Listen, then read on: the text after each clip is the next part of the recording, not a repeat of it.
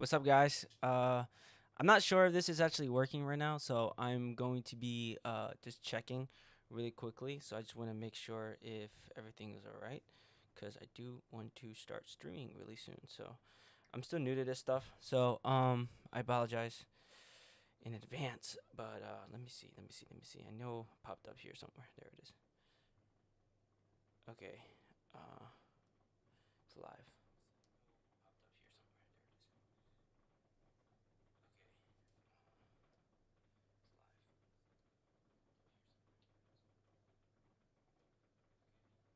If you can hear me, I hope everything is going good. Hopefully everything is not delaying.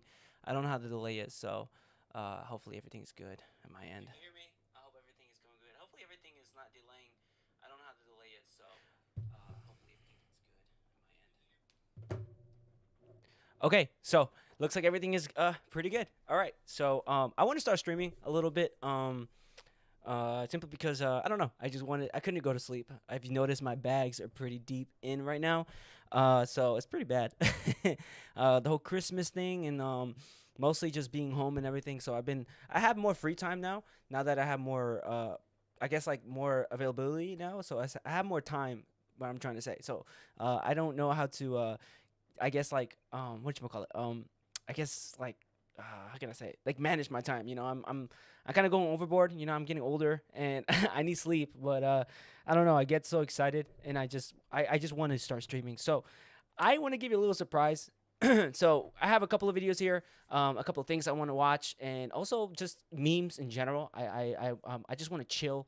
I want you guys to chill with me, to come, just relax a little bit. I know you probably had a tough day or just overall busy day. So I just want to.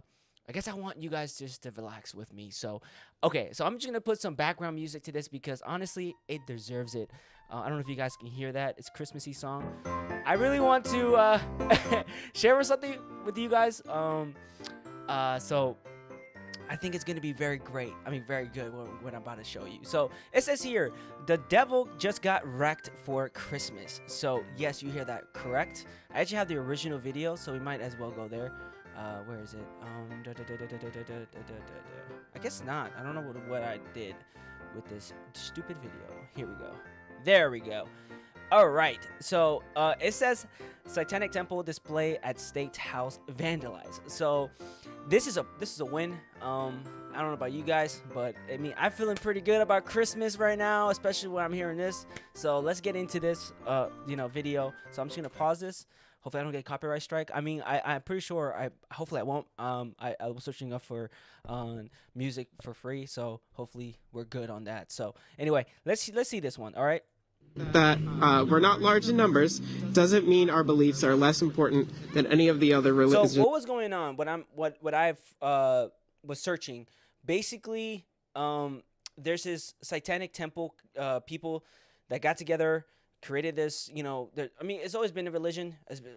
I mean, it's been Satanism or Satanism has been around for a very, very long time, and these groups are just really here to go against, against the establishment. That's what they say, against Christianity, and they consider that the establishment. So again, Satan is their hero, and that's who that's who they love. So they decided to build their own, I guess, Santa Claus version, except this time they're using the Baphomet, and let's just say it doesn't go as planned. I'm just gonna show you really quickly. So here they are. They're about to display. Honestly, it's ugly. I'm just saying. I mean, compared to Santa Claus or compared to Jesus, bro, it is ugly. You'll see, and it's Satan, so right. Represented here. Saturday night, the unveiling of the Satanic Temple's holiday display, depicting satanic figures. Bro, look at that. It's trying so hard to be different. Look, they got the American black flag. I guess I don't know what does that even mean? Like, what you guys support? I don't know. Like, Black Lives Matter. I mean, that's not gonna work here. I don't think they're gonna be here saying, yeah, we're with you guys. I don't think so. I don't think that's how it works. And then they're wearing. I mean, it has some flowers right there. I mean, it's honestly just ugly. It's all general. Look, so this is the Baphomet, clearly, and I believe that right near this area there is the birth of Christ. I think somewhere around here they have like the ornaments and everything in a little corner, and they have like the birth of Christ, and of course you have the three. I forgot what you know. Man, it's been such a long. And I'm sorry, but basically they came, the three guys with the gifts and stuff, right? So they wanted to have their own version of it right next across from it. So let's just say it doesn't really go as well. So again, it says Figure vandalized. It's a hint. Baphomet and the Satanic Temple's 7 fundamental tenets. I approached them as a person who cares about equal representation on public grounds for religions. State Rep Ellen Reed brought the idea of the display to the Satanic Temple after seeing other religious displays outside of the State House. And it's funny to me because look at this. So if you look here, this guy's actually wearing a mask. That's another thing that they do often. I've noticed. They cover their faces. I don't know why they do that. Shouldn't they be proud of what they believe? It's only this woman right here, and she's the only one who was speaking up for them too. So I don't know. I have a little story, a little bit on this part. I don't want to say too much, but let's just say I was, how can I say it? Because I was definitely not involved in any of this stuff, but I was there. Let's just say I was pretty much, I saw what they were trying to do, and I was in the area. Let's just put it that way. So I'll get into that a little bit, but let's just see what happens here. To the Satanic Temple after seeing other religious displays outside of the State House. The city says it feared the temple would threaten a lawsuit if the display was not permitted. Yeah, so we have freedom of speech, freedom of religion, so we do have to follow that. That is the law. So and I do agree with them in there that they have their right to the freedom of speech, right to freedom of religion, whatever, right? So even if this is fake religion, Satanism and all that stuff. So I mean, I think they claim it's not a religion. I mean, there was a point where they said it's not, and now it is. So I'm not sure quite exactly what they're trying to do to achieve here. But let's just skip this part. I do want to find the funniest part here. So Actually making it work. Reed says the display it got destroyed. never mentioned another religion and was never meant to demean others. There you go. It's Satanism, bro. Like, come on. Like, it is Baphomet. Like, what are you talking about? It was never to demean other religions. It's here exactly opposite of Christianity. Like, come on. So it got destroyed. And the funny part is, it had a mannequin. Like, they couldn't even build this thing. Like, I don't know. I think they just like, you know what? Let's throw a mannequin. Let's put some. Let's find some bear costumes and freaking Black Flag, whatever. Put it all together. And there we go. We got it. And it's put it up there. Set it up there. Just to, I guess, poke fingers. I don't know. So it didn't go as planned. So She was disappointed to see damage to the statue just hours after it was unveiled. Tuesday morning, she spent picking up the pieces after she says it was destroyed. The reaction seems Now, okay, watch this. I mean, this is actually, if you think about it, this is a hate crime. I mean, I don't know. Maybe it isn't. I don't know. So, but I guess it can make the argument. If they wanted to, they can make the argument this is a hate crime. And I can see. I mean, this is what they did with the Trump flags, and honestly, just flags in general. People grab them out of the. I mean, I don't know. I would never do something like this, but just the hatred, the anger you have towards someone. You just grab their own flag or grab their own signs, and you just rip it up, and you're actually, that's hate speech or destruction of property, whatever. So whatever it falls under, so they can, they can actually sue you or take you to court, whatever. So. I mean, it's kind of funny to me, but funny enough, it gets vandalized a second time, man. A second time. So they put it back up again, and then it just gets destroyed. Broke it over his knee. A symbol smashed to pieces in Concord for the second time in less. And the funny part is, they just disassembled it. They just threw it down. This time, they came and just crushed the head. Look at this. I don't know if you can see that. In 2 weeks, the display is in Concord. There it is. For the second time in less than 2 weeks, the display, put out by the Satanic Temple outside the State House, vandalized. Corinne Stanley says she watched a man dressed in sweats. So there it is. There's a Christmas tree, and this is thing right here across from it. So they're just like, it ain't gonna happen. It ain't happening. It ain't happening. Trash the statue. I mean, he seemed intent, at the very least, to destroy it, to tear it down. It takes a lot to bend a flagpole over your knee, so he was quite angry, yes. The Satanic Temple. So there you go. It looks like they did find, they know the guy, they know the person. So, yeah, I don't know. Which touts core beliefs like compassion, justice, and Look at that. Look at that head. I'm so happy, man. That makes me happy, bro. Look at that. Look at that Baphomet head right there. So I'm honestly, for me, I'm happy about it, Personal So freedom got a permit from the city you know, not all heroes wear capes, I guess. for the display. Its members tell News 9 the repeated targeting of the statue shows a hostility towards non-mainstream faiths. There's people around here who aren't This thing had Tim's. Oh my Faiths. gosh. there's It had Tim's. Faiths. No There's people- freaking way. Non-mainstream It faiths. actually had Tim's. Look at that. What? Bro, I'm telling you. They just threw this thing up and said, let's just put it up there and say this is Baphomet. I mean, come on. You guys couldn't even put the effort behind all of this, bro. Like, you know, whatever. There's people around here who aren't willing to allow people such as myself to express my religious views and the religious views of countless others who what they believe. For the holiday season, There it is. some members So there's a Baphomet. It was a cross right here. You can see them standing, and this is where Jesus is the light. You know, this is where the birth of Christ. So again, I see their argument. I see their point. You know, this is a freedom of speech. You know, this is a country of freedom of liberty and freedom of, you know, religion and stuff. So I do see their argument. But I just find it very funny. I just do. So it is what it is, I guess. But that's something I just wanted to share. Now, let's watch some couple of memes for you guys. So I don't know. I just want to chill, watch some memes, and then read some comments a little bit. But then we can go on to other things, other current events I have up here for you guys. So I'm just gonna play some music in the background because copyright strike. You know, we gotta be careful with that. So we're gonna go with elevator music.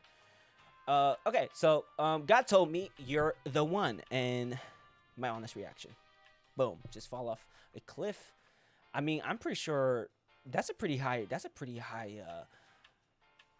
I guess bridge right there. I mean, and there's a couple of wires over there, so I don't know if this man got caught. Oh no, yeah, that's pretty far out. But dang, you know, I don't know, man. That's a. Let's just. I hope he's safe. Let's just, you know. But that's. I guess it's funny. Whatever. This guy says risking your life for internet clout is not part of God's plan. I do agree with you. So I guess what I want to do is find memes, but also find comment sections that are just like holy enough and also maybe bad, you know, like naughty list, I guess. Now that, you know, this is Christmas, so you're gonna see who's people in our naughty list. This one says, stop, I've seen this happen so much at my charismatic Pentecostal school. What? I don't know what kind of school you go to, but I don't know.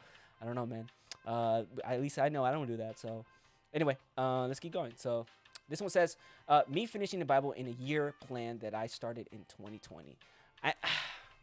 I'll be honest with you, man. I should start doing that. I really want to read the Bible from cover to cover. But I don't know, man. Like, I should. Maybe you guys forced me to do it. I don't know. I was actually thinking of doing something like that, like a Bible study every time, like live stream it. And again, I was thinking of. Okay, I would let you guys know. So, I was thinking of actually watching Mike Winger's Bible studies. You know, I believe he does his like verses to verse. And I don't know. I was thinking just to make a stream it, and then you know, me reading along and also learning something as we go. I don't know how long that video would be, or how long the stream would be, but I was thinking of just continuously doing it until I finish the whole book. So I don't know. What do you guys think? You let me know. Anyway, I forgot I didn't mention this. So talking about this story here, right? So here's my little story I have for you guys. I don't know if you guys gonna be happy about it, or maybe you'd be upset with me. I understand. So, but hear me out. So I went to school in college. I was in college, and I went to school in college. I don't know what I'm saying. What I'm trying to say is that I went to college in the city. All right. So I'm not telling you exactly where I was at, but I was in college in the city. And if you know, college in the city is pretty liberal, pretty crazy, and a lot of very, very sexualized. So let's just put it that way, and very if you like kind of crazy. But in my class, I actually took this class because I was very interested in movies and films and stuff like that. And also, it was just a class that I just wanted to relax in because I was taking a lot of classes. So it was one of those I can just, take and get extra credit, whatever. So there was this class where we were just discussing about films, and documentaries popped up, and that was one of our genres. And believe it or not, it was actually one of them, and I didn't want to do this. It was up for a vote. There was, I don't know what other movie or documentary there was, but it was some random one, and then Satanism. And people just picked Satanism, and I was definitely not, I didn't want to watch. I was obviously not with that, and I could have walked out, because when they put it up, but I really was very interested in seeing. I wanted to know what exactly they had, what was their, I guess, like, their belief system behind all of this stuff. So I was very interested. And I tell you, man, there was a lot of stuff in that documentary. You know, what the fact of what they were trying to do and what they were trying to represent, and they're going to schools and trying to recruit, and also they were trying to make their own commandments. You know, they were actually trying to build that, believe it or not. And I think they ended up taking it to the court and trying to establish it and trying to make these guys the bad guys too, because the story, how they were trying to represent, there was like these underdogs, good guys, and it was like, yeah, the establishment, they want to stop us, and they don't want us to have the right to believe in this stuff, whatever. And I understand, you know, this is the freedom of, you know, freedom of religion, you know, this is a country of the people, I guess, right? So yeah, they were taking the court back and forth, and at first, believe it or not, it was actually for a joke. It was not nothing to take serious, but they ended up going crazy. They ended up making to an occult.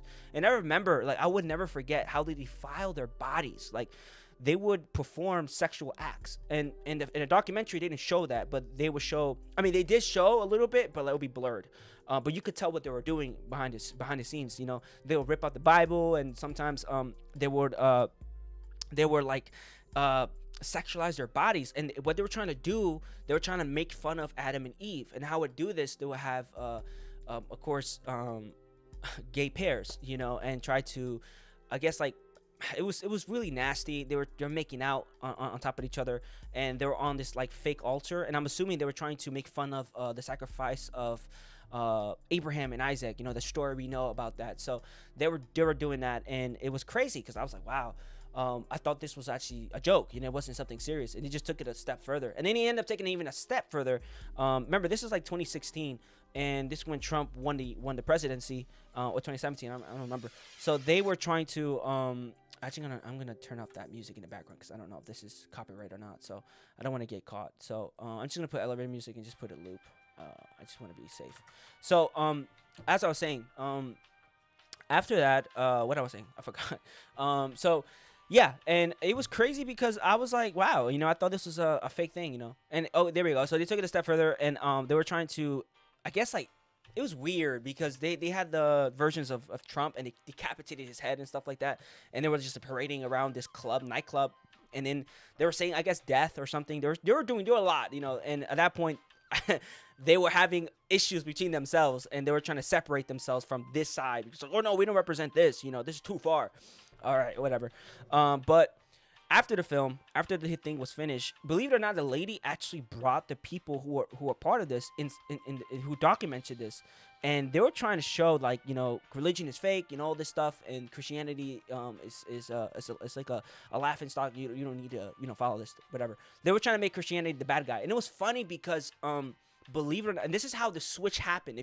I realized the switch, like, right now, because back then being liberal was the fun side, the party side. Like, yeah, you're going against your old parents. Yeah, don't believe them. Don't trust the government. All that kind of stuff. You know, the Kennedy version, right? But now everything kind of switched, and now the right has become that side, that the echo chamber where you don't trust the government. You know, the government's trying to go against you. You know, and it's funny because now everybody's trying to go back to where it was, where the parents back then, when the millennials and the boomers, they were saying, oh, you guys got it wrong. You guys gotta be traditional, you know, all that. Now Gen Z is doing doing just that. It's doing the opposite. It's trying to say, let's go backwards. You know, let's bring it back. Let's bring the Bible to church. I mean, bring the Bible to school, or family traditional, the family unit, all of that stuff. So it's crazy. Everything just flipped. And but yeah, they brought that person in, and they were asking questions, and everybody in the table, I mean, everybody in the audience loved the film. They were like, oh my God, my favorite film.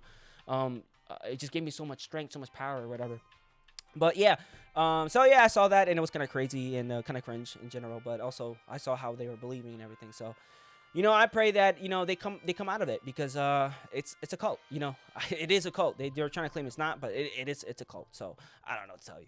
But yeah. Anyway, let's just go to the memes real quick. So I don't want to go too long. But anyway, all right. So hopefully I do this one day. I don't know. You guys let me know. It'd be really cool to do it. I don't know. So, all right. This one says, Jesus watching people that don't believe in him celebrate his birthday.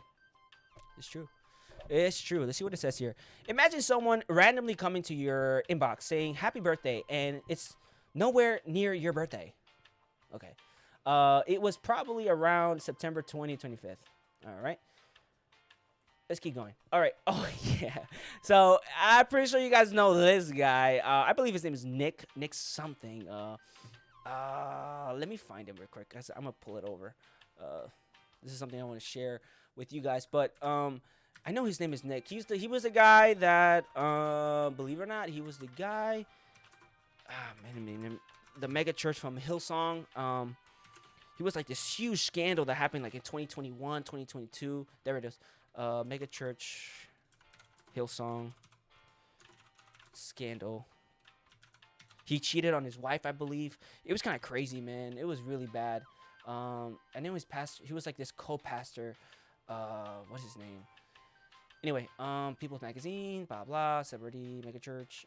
He was like a celebrity pastor, but yeah, here it is. So this guy right here. I don't want to show too much, but yeah, this guy right here. This is celebrity pastor right here. So believe it or not, he is the celebrity pastor.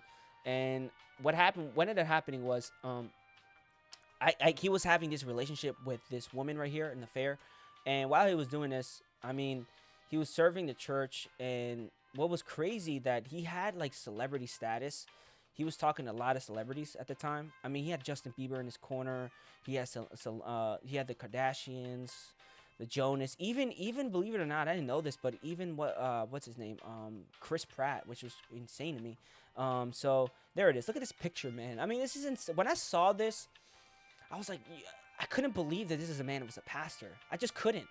Like, come on, man. You know what you're doing in this moment right here. Like, your pants is almost there. Like, it's literally, I mean, your shorts, you're half naked. Like, it's really, I don't know, man. And it was a documentary about, like, every fit that he was wearing was, like, designer clothing. Everything was expensive. I mean, bro, I don't know. How can you be a pastor and lead this? But, yeah, man. Yeah, he was a part of a mega church. Unfortunately, you know, he led a lot of people astray, in my opinion.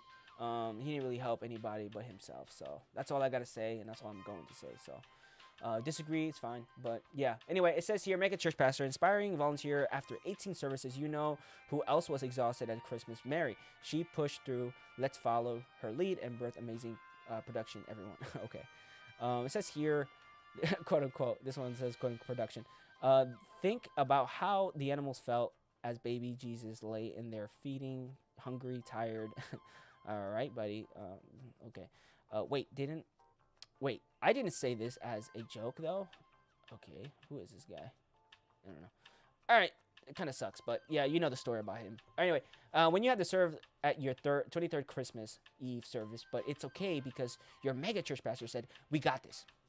Yes, we do. I don't know. So I've never been to a mega church. I couldn't tell you. All right. All right. Satan showing up with a mess with your church sound system that hasn't been upgraded since 1987. All right. I don't want to get copyrighted, so I'm just going to keep that up a little bit. All right. Me greeting people at church I haven't seen since Easter. I don't know their names. Big dog. Actually, I'm not going to lie. Hopefully I don't have any churchgoers in my place, but I actually haven't. I forget people's names. Yeah, so I'm bad with names. But anyway, Texas Megachurch Core. Oh my gosh. That's crazy. This is what I mean, man. This is too far, in my opinion. Like, come on. At this point, it's just, I don't know, man. It's crazy. They need a letter from Paul. I agree. I do. Paul about to write a book of Houston. Guys, calm down. They're filming season 4 of Righteous Gemstones. Okay. Paul is typing. You know, Paul was here in this time. He will be fuming. You know, he would not stop. All right. When you signed up to serve the Christmas Eve and your mega church does 37 services. Man, there's a lot of memes about 37 about mega churches, man. I don't know. I never had that up. I never had that. I played in my church, so. All right. It says faces of different addictions. Meth, alcohol, cocaine, and porn.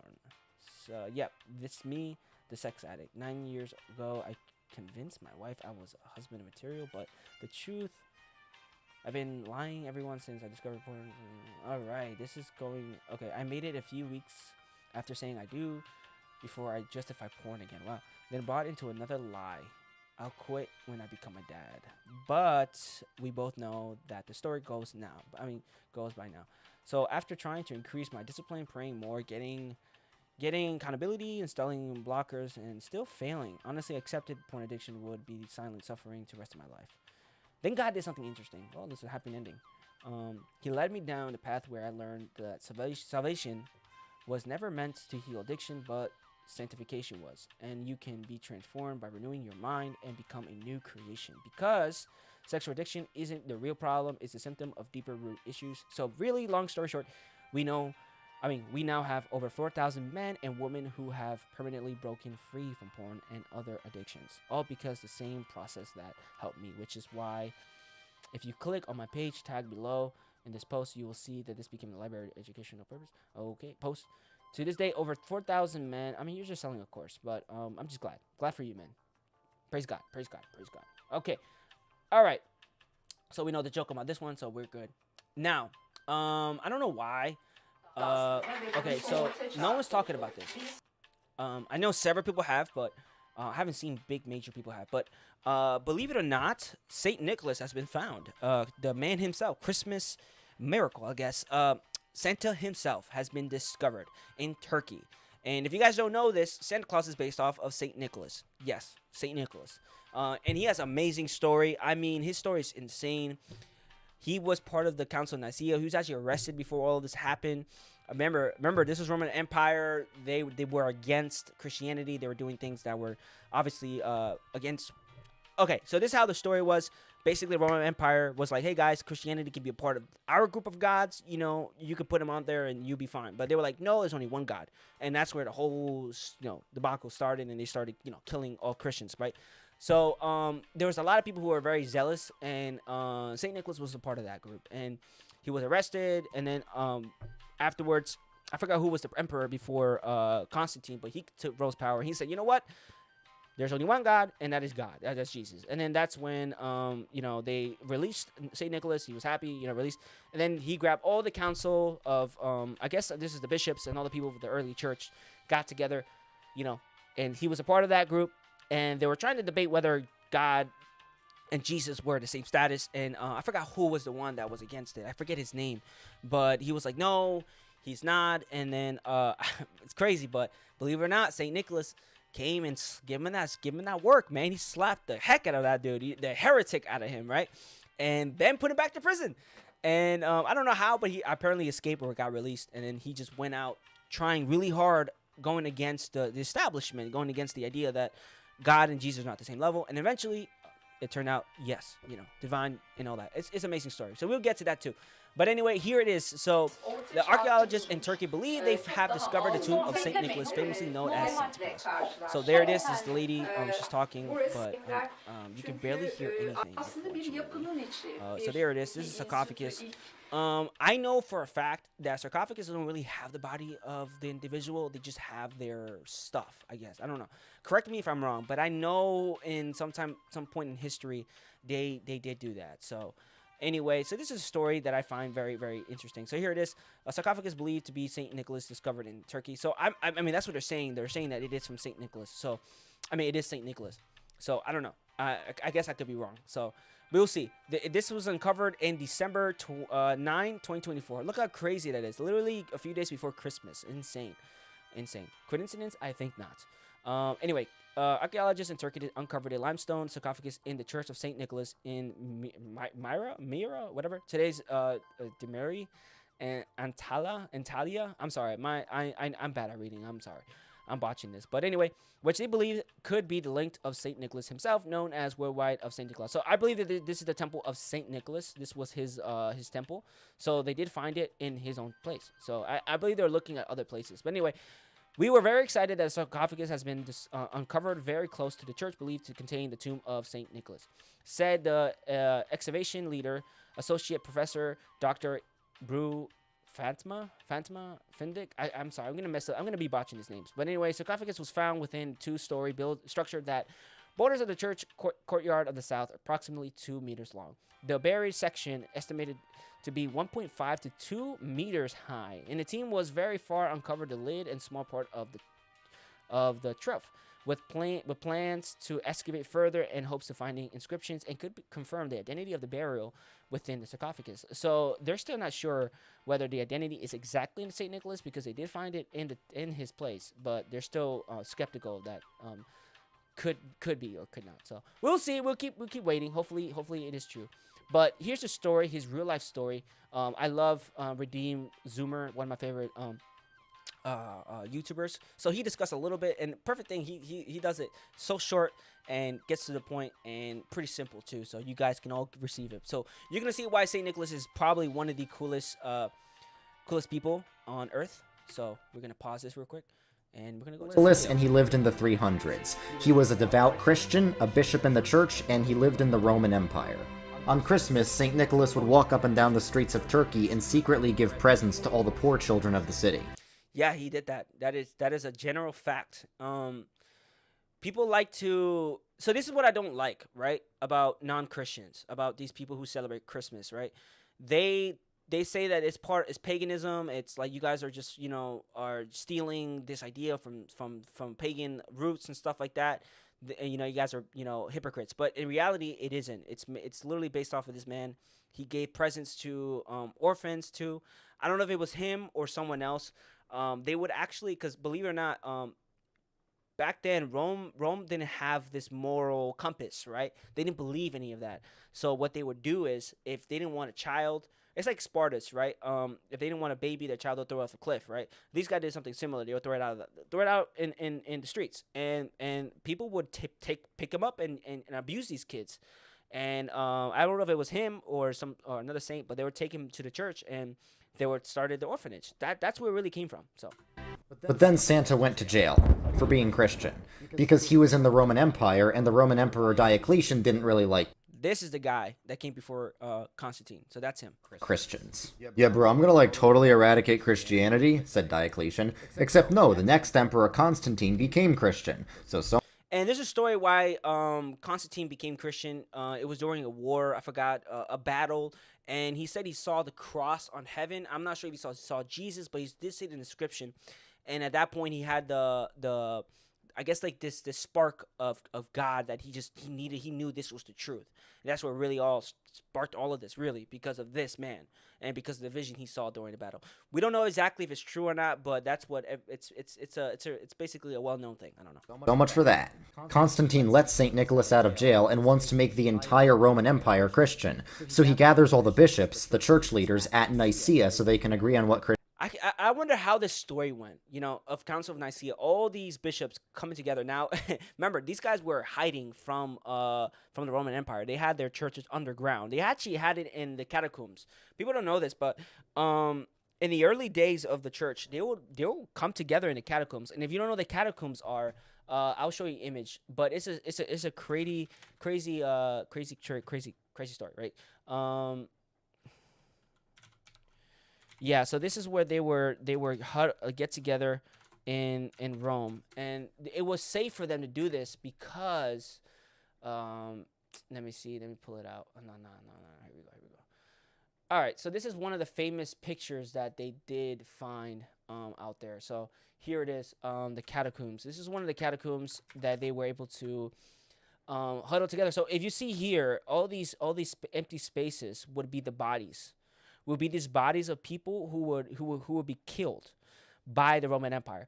They would be either martyred. They were killed, so they are obviously not illness or anything like that. But they were thrown in here. It's insane because it's crazy. And the thing was, this is how Rome used to be, right? So I could be wrong, and again, I might be wrong. So I don't want to be saying I have every knowledge. But what I remembered. So this is the Roman Empire, and you were like a second class citizen if you were a Christian, even a Jew. But even though Jews weren't really sought after as compared to Christianity, because sort of Christianity came the perfect excuse to, like, like, you guys hate us, but we hate this guy even more, so let's go after this guy. So yeah, they both were coming after these guys. But believe it or not, when they got buried, they would not get buried inside or outside the area of the Roman Empire. They would get buried far away from the Roman Empire, and they would not only get buried, but they would be in the tombs, because you guys weren't worthy of that. You guys to them, they were like animals, right? So this was the perfect place for them to have their church. Think about it. Like, you can have, let's just think about the mindset of these people. They had families, they had moms, dads, uncles, aunts who would get killed for the religion, get buried here, and the next day you come down here and you be worshiping God, and your grandma, your aunt, your mom, your dad will be right there dead on the floor, and you just keep worshiping. And that was so, like, just the like, it's just, to me, it's just inspiring, to know this stuff. And yeah, there you go. These are the paintings, the early paintings of the church. I mean, these are pretty earlier, but the catacombs, there we go. And this one, I think, was one that really resonated. There it is. Resonated with me. Where is it? There you go. So you see the catacombs. Kind of crazy, man. Crazy story. But so there was actually one. I don't know if this was this one. I forgot what this one was. I think this was. No, it's not this one. I don't know much about this one. And there was one that they had Daniel when they were trying to put him in the fiery furnace.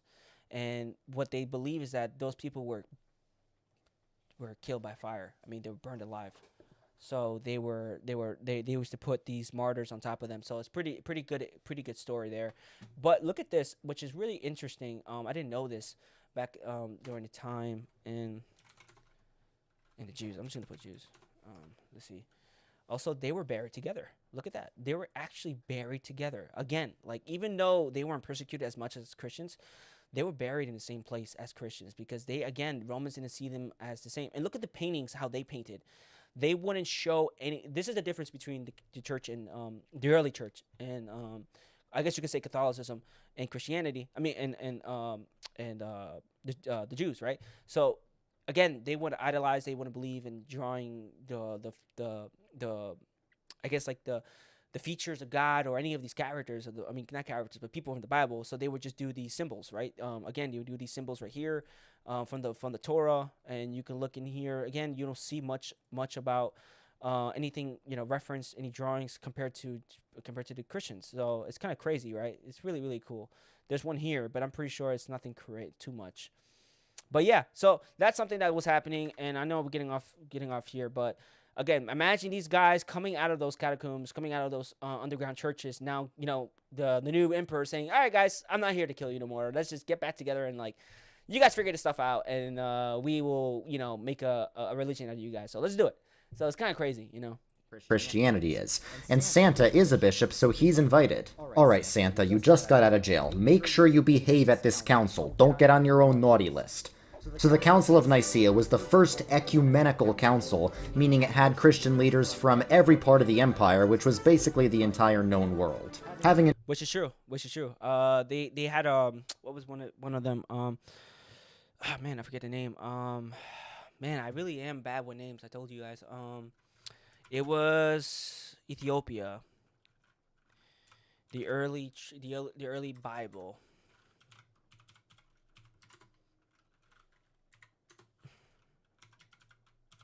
And this is what really ended the debate about the Holy Spirit and the Trinity. So, all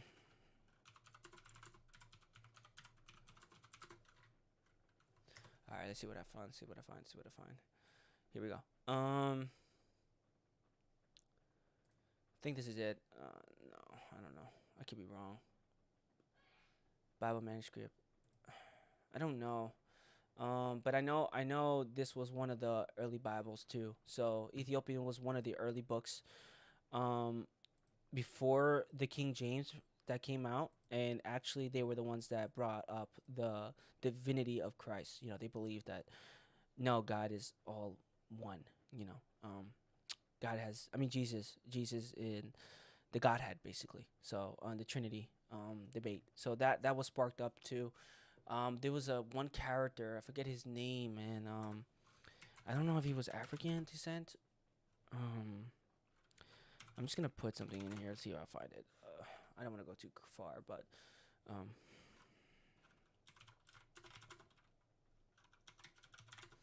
I know I have him. Because I did something. I did like a story behind him.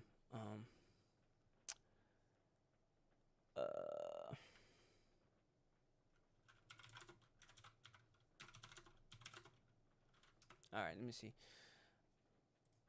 Okay,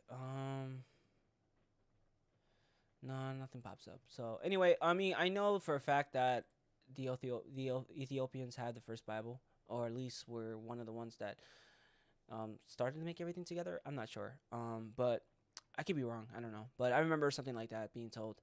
But anyway, An ecumenical council was Constantine's idea, because he thought if he got all the Christian leaders in one room, they'd be able to figure out all the details of Christianity. Because Christianity was a new religion for most of the Romans, and they had a lot of questions. The biggest question was, who exactly is Jesus? Okay, said the council, we believe that Jesus is human, but we also worship him because he's God.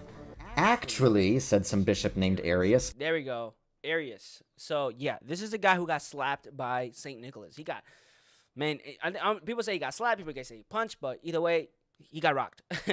Again, you know, Santa don't play, man. Santa do not play. Jesus isn't really God like the Father. He is similar to God, but God still created Jesus, so that means Jesus didn't always exist. So this is the heretics really started from. This and that means that Jesus isn't really God. I even wrote a song about it. Listen. There was a time when the sun was not there was Santa Claus punching him in the face. Boom. So Santa went back to jail. We think Yeah, he went back to jail, which is insane. He came out and then went back in. They're like, nah, dude, you too crazy, man. But, I mean, he had that passion in him. of Santa as a symbol of Christmas, but you can't have Christmas without Christ. Christmas celebrates the incarnation of Christ, where God the Son, or Jesus Christ, who is truly God, also became truly human by taking on a human nature just like the rest of us, so he could save the rest of us from our sins. But Arius was denying that Jesus is God. And if you don't have the divinity of Christ, you don't have Christ at all. You don't have the incarnation, you don't have Christmas, and you don't even have Christianity. Now luckily, the Council of Nicaea still rejected Arius and said Jesus is truly God, but after the council, more and more people began siding with Arius anyway, and eventually even Emperor Constantine himself became... I actually didn't know this, but yeah, I was looking into that, and that is true. I didn't know that. So we'll see. Sorry about the noise in the back. My little brothers and or whoever is playing noises in the back needs to be quiet. Came an Arian. But luckily, Santa had a little helper who was going to defeat Arianism and restore true Christianity to the Roman Empire. Actually, St. Nicholas probably never even met this guy, but still, he was going to continue Santa's work. His name was Athanasius. Athanasius spoke to That's the who he is, man. Athanasius, I think it was him. Roman Empire, saying Jesus is truly God. He's Let me find out, because I think that's the one I was looking for. Yeah, man.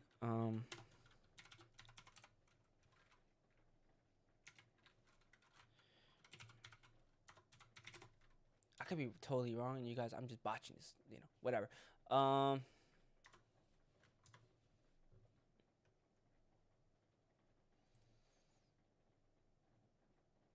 There it is. Okay, so I don't know if this how accurate this is, but again, this is I don't know how accurate this is, but I heard that he was African descent. So he was anti-Arian bishop. So he was a bishop at Alexandria. He taught in, let's see, first bishop of Ethiopia. See, the first bishop of Ethiopian church, Orthodox church, in 330 AD. I told you, so I was right. So yeah, he is the guy that he was like, nope. He actually helped. So I mean, nobody. I didn't know that. It's insane. Really cool history about the early church. He's equal to the Father, so stop being heretics. Dude, said Constantine, all the bishops are Arian. The world is against you. Then I am against the world. Okay, you're kicked out. So Athanasius is in exile now, and the church is hijacked by Arian heretics, so Athanasius splits from the mainstream church and starts a new church in his basement. Oh wait, no, he didn't do that. He never gave up trying to retake the church, even though he was exiled 5 times for doing so. He proved from scripture alone that Jesus is truly God, because the Bible says so again and again. And even if the Yeah, Zechariah has another. I don't know if it's also in Zechariah 9. It also has a prophecy too, or like more of a how can I say it? Like a reference to the cross, which is insane, man. I mean, this is literally, there it is. It was 9. Yeah, yeah, yeah. I know. In reference to the cross. There we go. This is literally, um, before Christ, which is really cool. Really, really cool. Behold the King. Come, no, which one was it?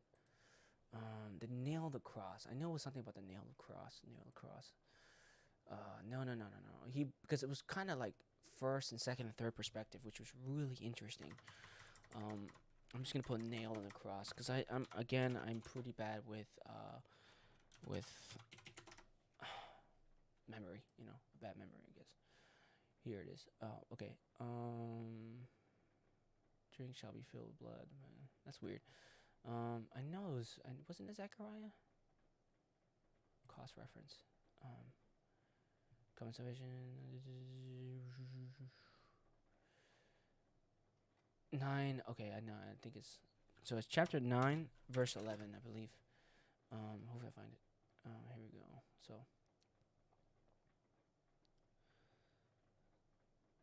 What of this bit? That's weird. Doesn't really pop up. I don't know why.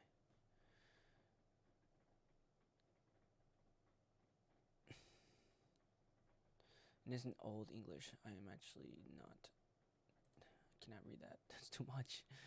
Man, that sucks. I really thought I had it. What? I know I had a reference to nails of the cross. Why is it not popping up? That's so weird. That's weird. That's super weird. Cause I know I'm not wrong. I have a feeling. Cause I don't want to look bad. I really don't want to look bad.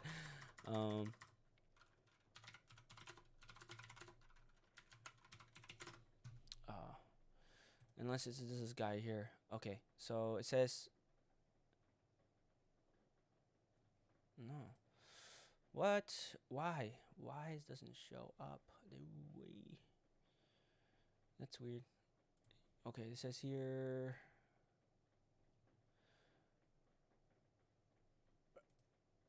Okay, why it says right. That's so weird. That it took me so long to find it, and I find it with an image. Okay, so it's verse 12, not 9. I mean chapter 9. It's chapter 12. It says. Okay, look at this. And this is crazy. Look at that. So look at what it says here. Mourning the one they pierced. Remember, Zechariah. Let's see how far Zechariah was written before the time of Christ. How far? How long was Zechariah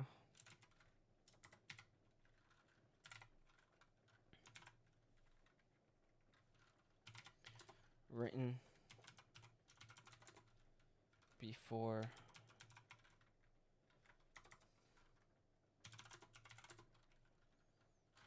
I'm just gonna put before Christ.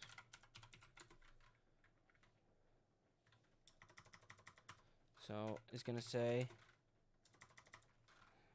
I got a new keyboard, so I'm not really used to it. Approximately, okay, so it says here that the book of Zechariah was written approximately 500 years before the birth of Jesus Christ. 500 years. Wow. And look at that. Mourning for the one they pierced.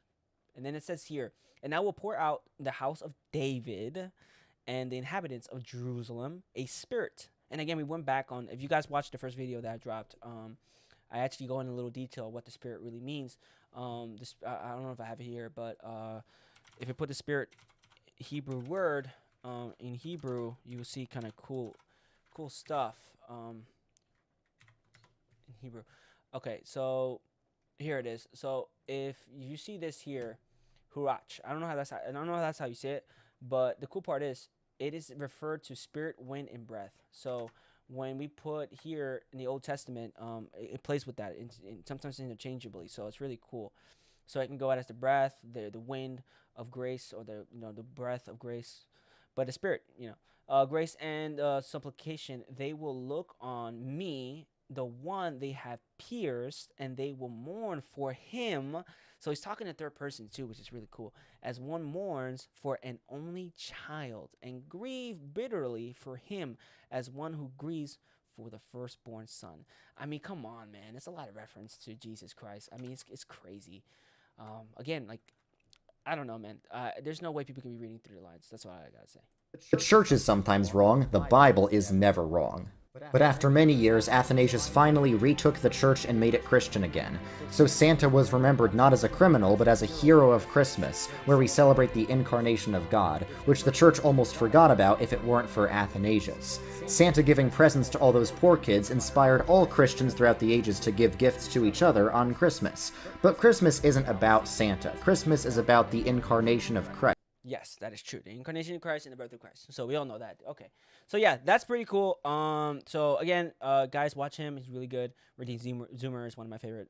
Came out about 2 years ago, I think, or 2021. I don't remember. But yeah, he's been rocking it, man. Pretty good. All right. Archaeologists in Israel uncovered, look at that, 1,500-year-old mosaic, I guess mosaic sculpture. I don't know. But what's really interesting, and this is in Israel, I believe it's in Jerusalem. It's something that's inscripted as very, very interesting. I think I'm just going to put it here. So it's an artifact featuring the oldest ever Jesus is God inscription arrives in the U.S. You heard that correct. Jesus is God inscription over almost 200 years ago. It's kind of crazy. No, I mean, not almost 200 years ago. I'm talking about 200 years after the resurrection of Jesus. 200 years after, at least around there, or a little further, maybe 270, around that.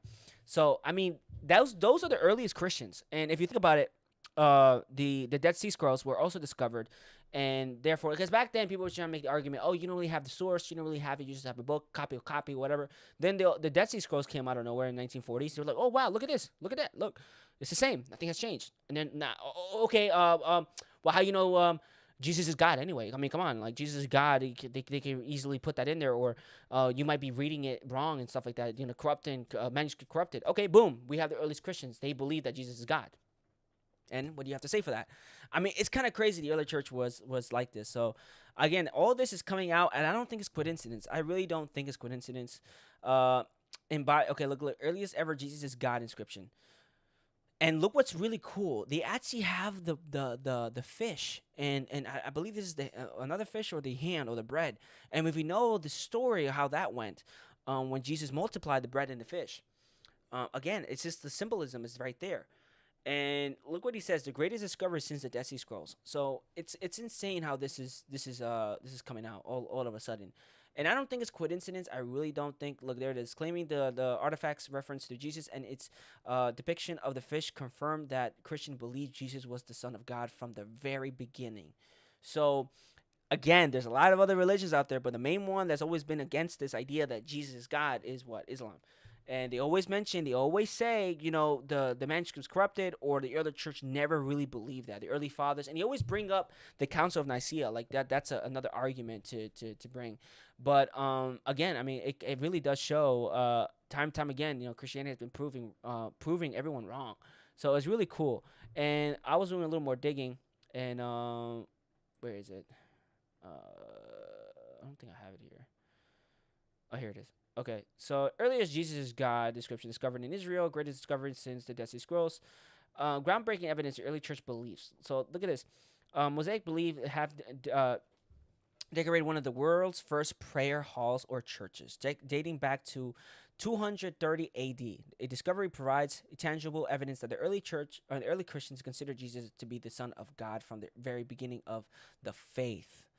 Okay, experts note that inclusion of their God, Jesus Christ, inscription represents the monumental find in history, Christian theology, confirming the beliefs of Jesus' divinity at the church earlier date than previously thought. So again, it's really, really cool how all of this is kind of connecting, you know, it's all coming out. So I don't know what to tell you, man. again, like I will say it again, Christianity has been proving everyone wrong again, time and time again. It's been really against this idea that it's fake or it's a man-made religion and all that kind of stuff, because everything is kind of connecting. Everything is just really coming all together. So it's really cool. I wanted to talk about something else, but I don't think really this fit in here. I might put that somewhere else. But yeah, I mean, it kind of does go. Okay, so I would just say this, right? So if you guys remember, if I remember correctly, Paul was speaking to the Rome, right? He was speaking to the council. I forgot what council, but it was the Roman council, and it was in Acts. So this is a really cool history note, right? And I do want to bring this to something else. So we were also talking about sarcophagus. So that's another thing I want to bring up. So give me a second. So because this kind of does play a little bit on that, a little bit what I'm going to bring up here, because again, the early church, and I believe people believe that this inscription you see here was made by a patron, by a priest, a Roman Roman priest that built this, by other Christians that were, again, this was secretly, they were doing this. So okay, look at this.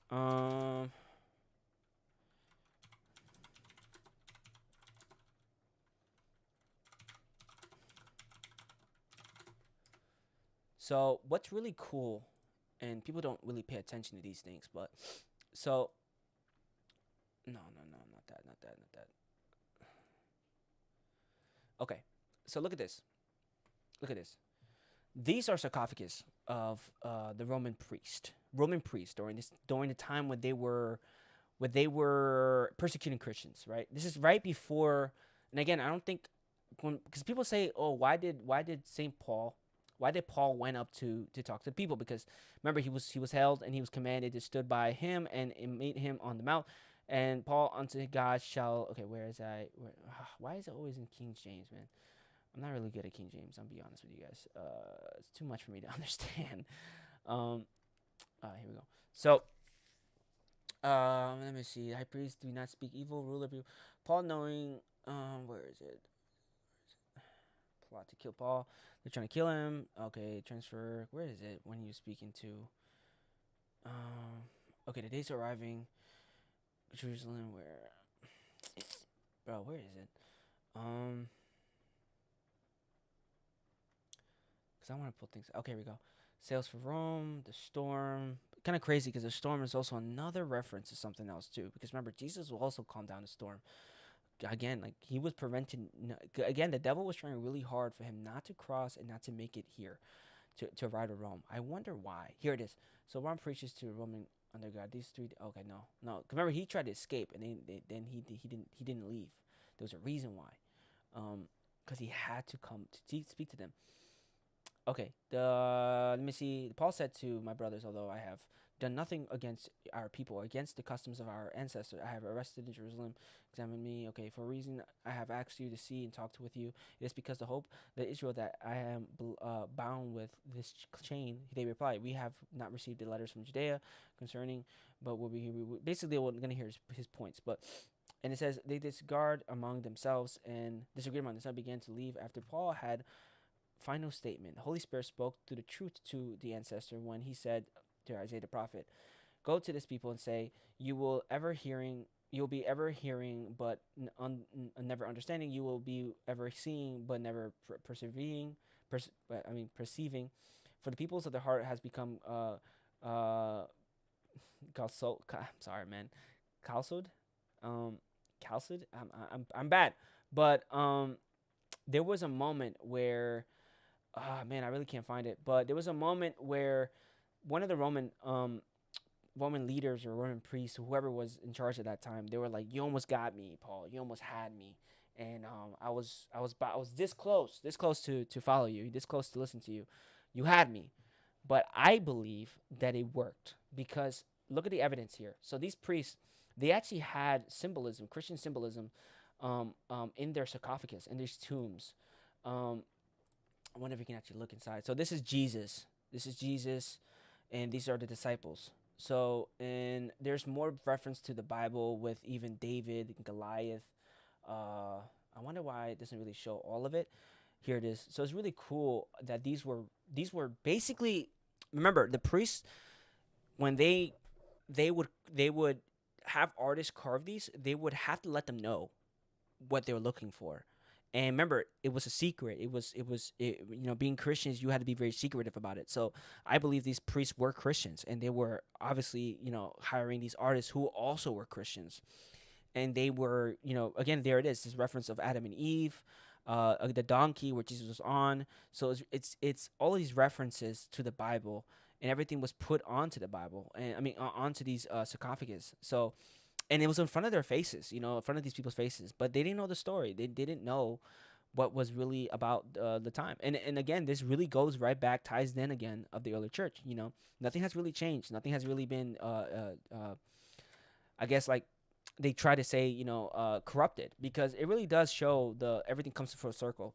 So it's really cool history stuff. I love stuff like that, looking into things, finding new things, and just hearing things, interesting things about that. Because I always think about why did Paul go to Rome and talk to those people? Like, what was the reason?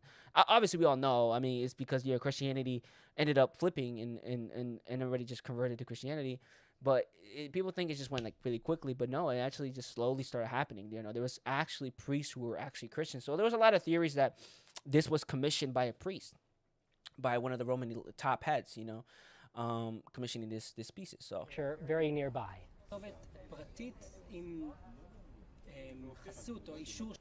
The uniqueness of this inscription is it mentions Justinian, the emperor of the Byzantine Empire, almost 1,500 years ago, the most powerful man of his era. It shows us that he took personal interest in pilgrimage in Jerusalem.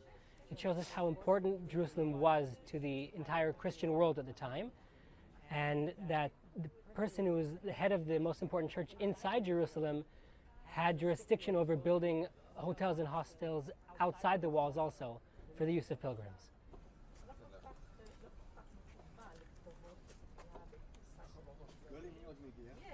And saw that it was the bottom left corner of the inscription. It's crazy, man. I saw the remains of about And this literally came out now. I mean, I'm gonna say this. I don't believe all of this was coincidence. I mean, if you're a Christian, you believe in coincidence, you really gotta stop doing that, because you're gonna miss out a lot. I believe it's, God really has his hand on a lot of stuff like this, because there are reasons why these are happening, why these are coming out. I mean, look at this. It's in let me see. Iran is having more Christians. It says more Christianity, but whatever. Here it is. So it's insane. Iran's Jesus Revolution ?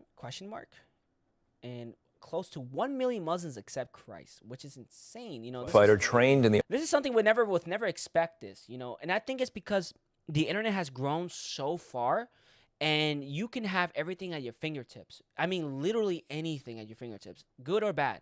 But it's kind of because again, like with Islam, with lies, it grows. I mean, if the lies don't be exposed, it will fall completely, face flat. And we see that now. So yeah, I mean, look at this. So The art of jihad, and was ready to die for his faith. Then while in jail, Afshin had an encounter that dramatically changed his life. When an Iranian ex-Hezbollah shows up in Israel, everyone wants to know why I'm here. You were born in Iran. Correct. You were a Hezbollah fighter for 3 years. Correct. I was on my way to the United States to convert Christians into Islam. And I had 30 illegal passports at that time. I was arrested. Also, Hezbollah is a terrorist organization, and those are the ones who are, I mean, they're pretty much, how can I say it? They go against everything that Christ represents, or like also modernization, I guess you can say, because they're trying to bring back the old ways and stuff like that. So again, like I always say, with with lies, with lies, Islam grows. But without lies, Islam dies. So, that's pretty much. In jail in Malaysia, I was a dedicated Muslim. Not only prayed the prayers, but I read the Quran once every 10 days, cover to cover. So I was very dedicated. Hopefully I don't get copyrighted. I really want to get copyrighted. But, yeah, I know his story. I don't really, I'm not saying I don't care about his story, but I want to get Iranians are to the real thing. Was it this one? Yeah, I'm sorry, man. I clicked the wrong one. Iranians are growing tired of the Ayatollahs and a nation led by the empty promises of their Islamic theocracy. An anonymous internal poll found that 80% now prefer a democratic government, and many are leaving Islam. You have a country with one of the highest drug addiction rates in the world. You have a country where corruption runs rampant. You have a country where more than half the people live below the poverty line. And the people of Iran are looking at this and they're saying, wait a minute, if this is what Islam has brought us in the last 45 years, we're not interested. We want to know what the other options are. According to Todd Nettleton of the Voice of the Martyrs, the faith option many are choosing is Jesus, with at least 1 million Muslims reportedly leaving Islam for Christianity. How's the regime reacting to this? We've heard 50,000 of 75,000 mosques have closed, and I'm sure 55,000. Think about that. 55,000 mosques have been shut down because people are converting to Christianity. That's insane. That's crazy. And I do believe that. I really do, because I have never expected this to come out of my generation, to be honest with you. I don't know if there's actually anything, because I want to bring statistical, right? Let me bring it up here. Let me see if I can bring something up here. But from what I know, from what I'm seeing too, because I feel it in the air.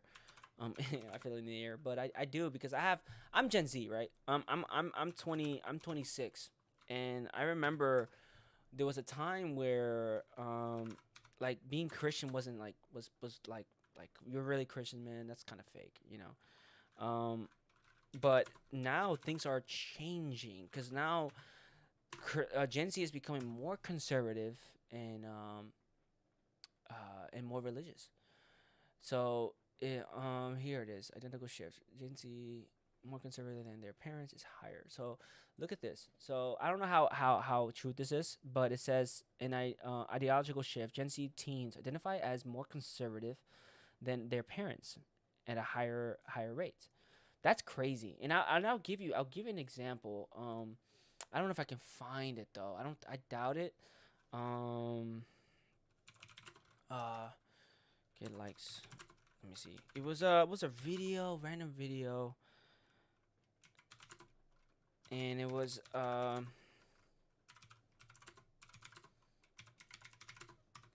crazy twist. It was where is it? I don't think I'm gonna find it. No, I'm not gonna find it. But basically it was like this guy was walking around, and he was basically saying, you know, Trump or Harris, right? And it was these bunch of kids who were just like Trump, right? And then the mother just like, oh, I voted for Kamala. And then the guy was like, wait, what? Your kids are just like, Trump is all the way. And then they were like, and it was crazy. They were so base. They were like basically saying the reason they vote for Trump, even though they can't vote, but because they're literally early Gen Zers, right? But they were like, the reason they like Trump is because he's more, it's crazy, but he's more on the conservative side and pushing back on the ideology of this pandering on this side of transgender. I can't even say it, man. Basically transgenders, all gender neutrals, all that kind of stuff, and it was crazy how this kid was just saying all of this. And I know this kid was like no younger than 13, man. So I don't know, man. So it's kind of crazy how this is happening. I never expected that to be that. So who knows? I don't know. So anyway, it says okay. Today marks the second edition of the series based on never before seen data points. So let's keep going down. No. Here it is. So look at this. Look at this. It's insane. Look at that. So it says, thinking about social and political issues, how do your views compare to those of your parents? So this is 13, 17-year-old. So I'm honestly out of the question. And it says here, well, this is wrong. I don't know why millennials are not 2003, 2006. I don't know. I know for a fact millennials end at well, actually, this might be just statistical on the years. I don't know. But look, more conservative has been pushed a lot more, about the same, and more liberal. So they're a little slightly more liberal. But things are changing, man. And they're becoming more conservative, more Christians. I don't know, man. I don't know. It's kind of crazy. And let me see more Christians. Let me see. And I think it's true. I really do think it's true. Let me see. Okay, around 3 and 10, Gen Z is 29%, and Gen Xers 28. Quarter of millennials 25. That drops significantly. Baby boomers 22. And silent generation identifies Christians of color. Less than 1 of the 10 of each generation identify of non-Christian. Kind of crazy. So, yeah. Yeah. So my generation has been pushing back on a lot of stuff that, because again, we're being sexualized a lot, and we're seeing things that just, honestly, it's wrong. You know, it's completely. I mean, I grew up watching movies. Not that like Dan Schneider's been coming out, all that kind of like Drake Bell, like Nickelodeon, all those, you know, the, I don't want to say the P word, but you know what I'm talking about. The pedophile. So all of that stuff is coming out, and a lot of we're noticing a lot, especially this year alone, man. A lot of stuff has been coming out with that. So I don't know, man. Like, the things that we used to see, things that we used to care about, it's just honestly just been taken from us, and we're noticing those things. We're just like, you know what? We got to push back on these things. We can't just simply just say yes to everything. You know, we don't know where it's coming from. We don't know what's gonna do, what this is gonna bring. Because I remember when I was story time, when I was in school, 2015. I remember 2015 to 2017. It was having like this identity crisis where this was during the game same sex marriage, and debate came out, and my friends at the time, they're not my friends anymore, but you find out why. They were with it, you know, and they knew where I stood, you know. They knew that I was a Christian, you know, and it was crazy to me because one of my friends was Christian. He was Catholic, and I remember he came up to me, and because he heard me say it, because one of my friends came up and told me, Josh, you need to sign this paper. And it was about I think it was about the same sex, something about the bathrooms, and I said no, and she was like, "What? How can you really?" I was like, "Yeah, I actually." It was something about Trump. I believe Trump was trying to do something where he was trying to not let guys go to the girls' bathroom, girls, you know, etc. And I actually said I agree, and then she was so mad at me, and she was like, "How can you say that? How can you agree with that? Like, come on, like that's insane. You know, are you serious?" And you know what I said? I was like, yo, look, you gotta listen to me. Think about it. I said, if you accept one thing, you have to accept the other things that it come with. I'm being honest. You have to accept what comes next. And I believe along the road, I said this in 2016, by the way. I said this. Pedophilia is gonna come out next. I believe that. I stand on that. If you keep opening these doors, eventually that's gonna be a norm. It's already been happening. I remember the DSM-5. They took out the PDF file. They took them out. And oh, my bad, it was an accident. It was like 2009. They tried to put it back, but now I think it's out. I'm not sure. But now they're trying to change. I believe they changed the name now to minor attractive people. I was like, what? No, like, no. You guys are horrible. And I'll give you an example, bro. I have my example, bro. I'm not lying when I say this, and I stand on business. I stand what I said. And I remember right now I'm being for real right now. Here we go. This came out literally they came out today. I mean, not today. This came out a couple days ago. Literally recently, bro. Like, I'm not lying. Here it is. And no one is talking about this. No one is talking about this, which is insane to me, man. I don't understand how people are not talking about this. But look at this. So, look at this. Look at this, bro. Gay couple in U.S. get 100 years in prison for what? For what? You see that word, right? I'm not gonna say it because I know YouTube doesn't like that for some reason. They're adopted sons. Look at this, man. Look at that. But if I say for what I said before, you gotta be careful because this will open something else. I'm a bigot, you know, or they label me other things, you know, or right wing or you're on that side, right? Like you all Christians, right? You guys believe that. But come on, like you gotta question these things. Like why would a gay couple, and I say this, and again, I'm not trying to be mean. I'm not trying to like go against anybody, but I'm being for real when I say this. I don't think gay people should I mean, I don't know. They shouldn't be allowed to adopt kids. Hot take if you think that. I'm a Christian, but I'm being real. I don't think so. I don't think they shouldn't at all. I'm sorry. I believe the family unit is mother and father. That's it. That's how that and I stand on that and I'll die on that hill. I'm not gonna give any wiggle room, but that's how I stand. So and there it is. And I know there's many more cases like this, but nobody talks about it. Nobody's talking about this. I bet you didn't know this. Look at this, bro. And they confessed it. I don't know how, but they both confessed that they were abusing these kids, sexually abusing these kids.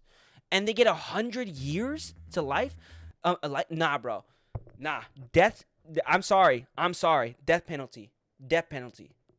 To these type of people, death penalty. They deserve it. I don't care, but they deserve it. So going back to my story, I know we're going off a little bit, but I remember she was upset for what I said, and I was like, I know it's clear what's gonna happen next, and she stopped talking to me. She literally ghosted me. Didn't want to talk to me no more. We had a friendship for 4 years. Because of that, that's it. Now my friend who's Catholic comes over, and then he actually he came out of the closet and he actually told me that he was gay, and I didn't know. No one knew, and I'm like, why are you telling me? He was like, because I heard what you said and all that kind of stuff, and I guess like I want to change your mind. I think you wanted to do, and I said, look, I'm not gonna change my mind. You're a Catholic.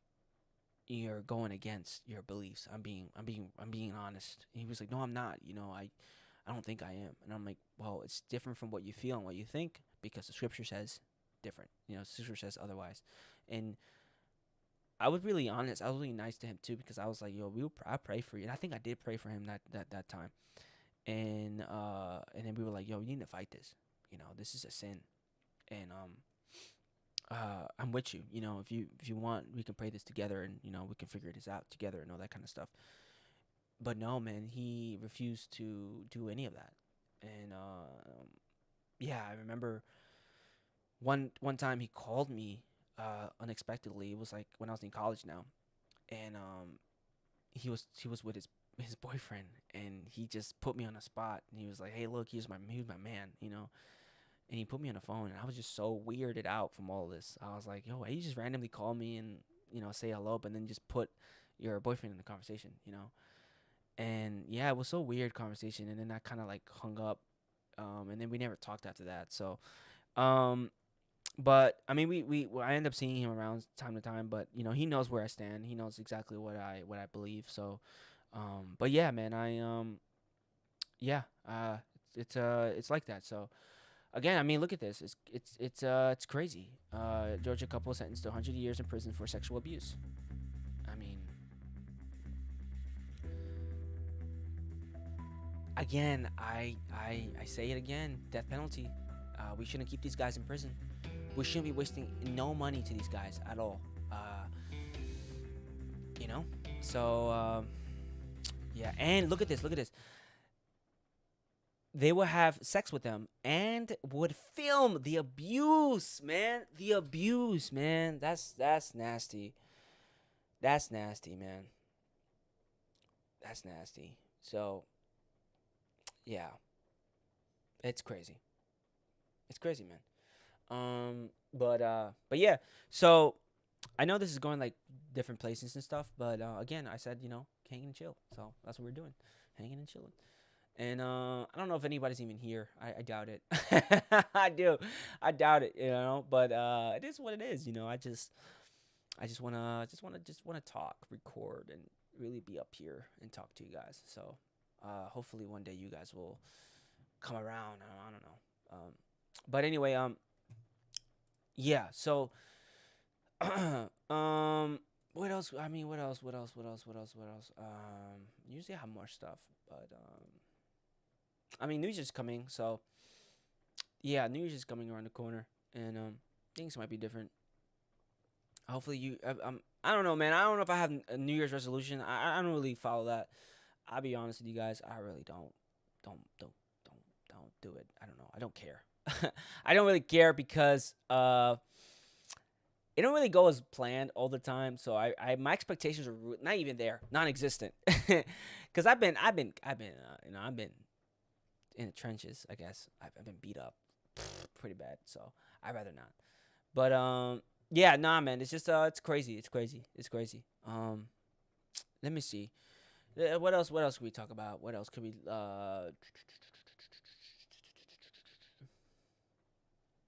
I want to have more stuff. I mean, I want to, cause I don't want to be just reacting, I mean, I'm hopefully I'm giving you insight. I don't know. I mean, there's nobody here, so I guess it's just me talking to myself.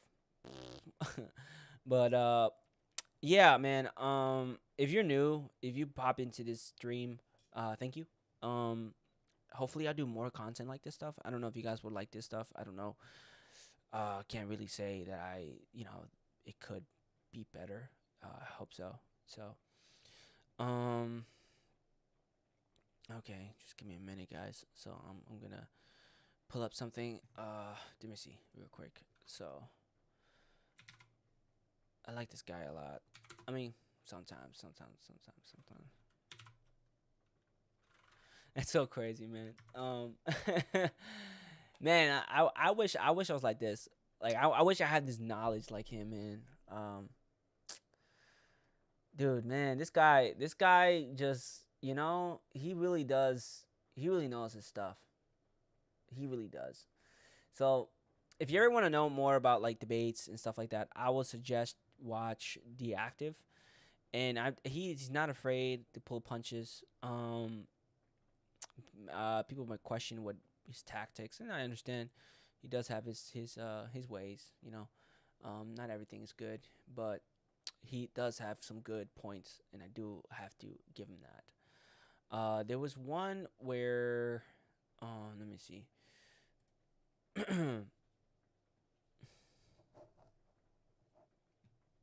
My internet is slow. I don't know why.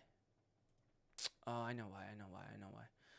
So this is new ad blocker, and they're like, that's so stupid, man. So if you have an ad blocker on, if you didn't know this, they literally intentionally slow your computer down because they want you to not use your ad blocker. Whatever.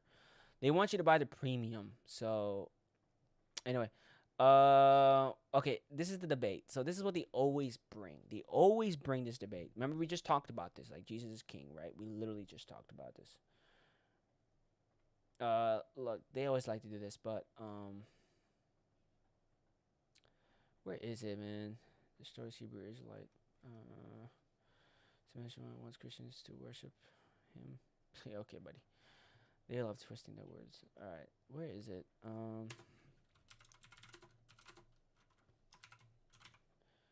So let's look this up, because since we already did this, right? Caller panics when sees Jesus as God Almighty debate. Can you read for me John 5:22?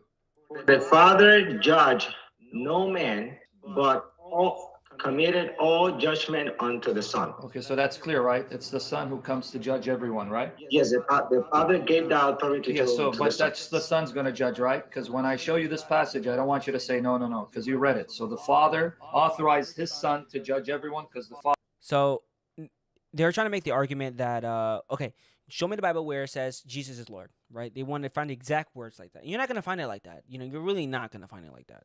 The same you can go back and forth with Islam. You know, you can say the argument with Muhammad. You know, Father's not going to judge, right?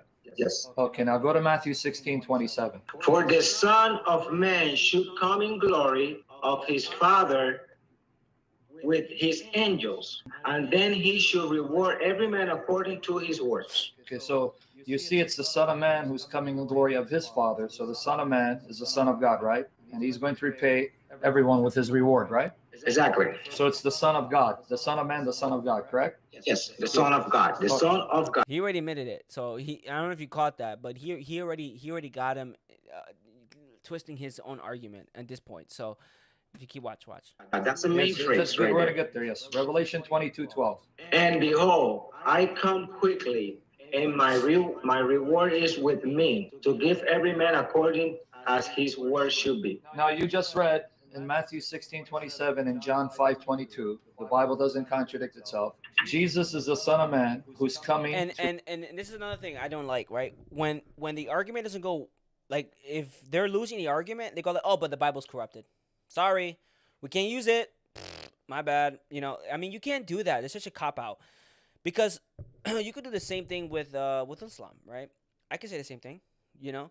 When they go by the hadiths, right? When they go by the other hadiths, they're like, oh, I had not trusted reliable sources. Okay, can I go to this hadith? And then when they pull out something else from that hadith, oh, no, not that one. So, you know, it's always a back and forth thing. So just catch that. You'll see. To repay everyone with his reward because the Father judges no one. So that's Jesus speaking, right?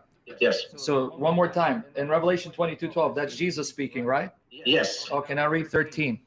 And behold, I come quickly, and my reward is with me, to give every man according as his word should be. I am the Alpha and Omega, the beginning and the end, the first and the last. Thank you. So Jesus just said he is the Alpha and Omega, beginning and the end, first and last. Okay, so now... Yes. Now, hold on. No, before you go anywhere, go to Revelation 21:6-7. And he say unto me, it is done. I am the Alpha and Omega, the beginning and the end. I will give unto him that is heiress of the fountain of the water of life freely. He that overcomes should inherit all things, and I will be his God, and he should be my son. So you read carefully, only God Almighty, is Alpha and Omega, beginning and the end. So why did Jesus claim to be Alpha and Omega, first, last, beginning, the end? After avoiding the question for the next few minutes, he finally tries the answer. The answer to the question is God taking over Jesus, and that's what. No, it's not. Revelation 22:20 says you're a liar and the son of the devil. Read Revelation 22:20. See, even your laugh is demonic. But Revelation 22:20. See, he doesn't hold back, man. He doesn't hold back. He which testified these things say, surely I come quickly. Amen. Even so, come, Lord Jesus. So there's no running or tap dancing from the fact that it's Jesus saying, I come quickly. Because he said, even so, come, Lord Jesus. Now, read 12 and 13 one more time, because you didn't get it the first time. Read 12 and 13 again. And behold, I come quickly, and my reward is with me, to give every man according as his words should be.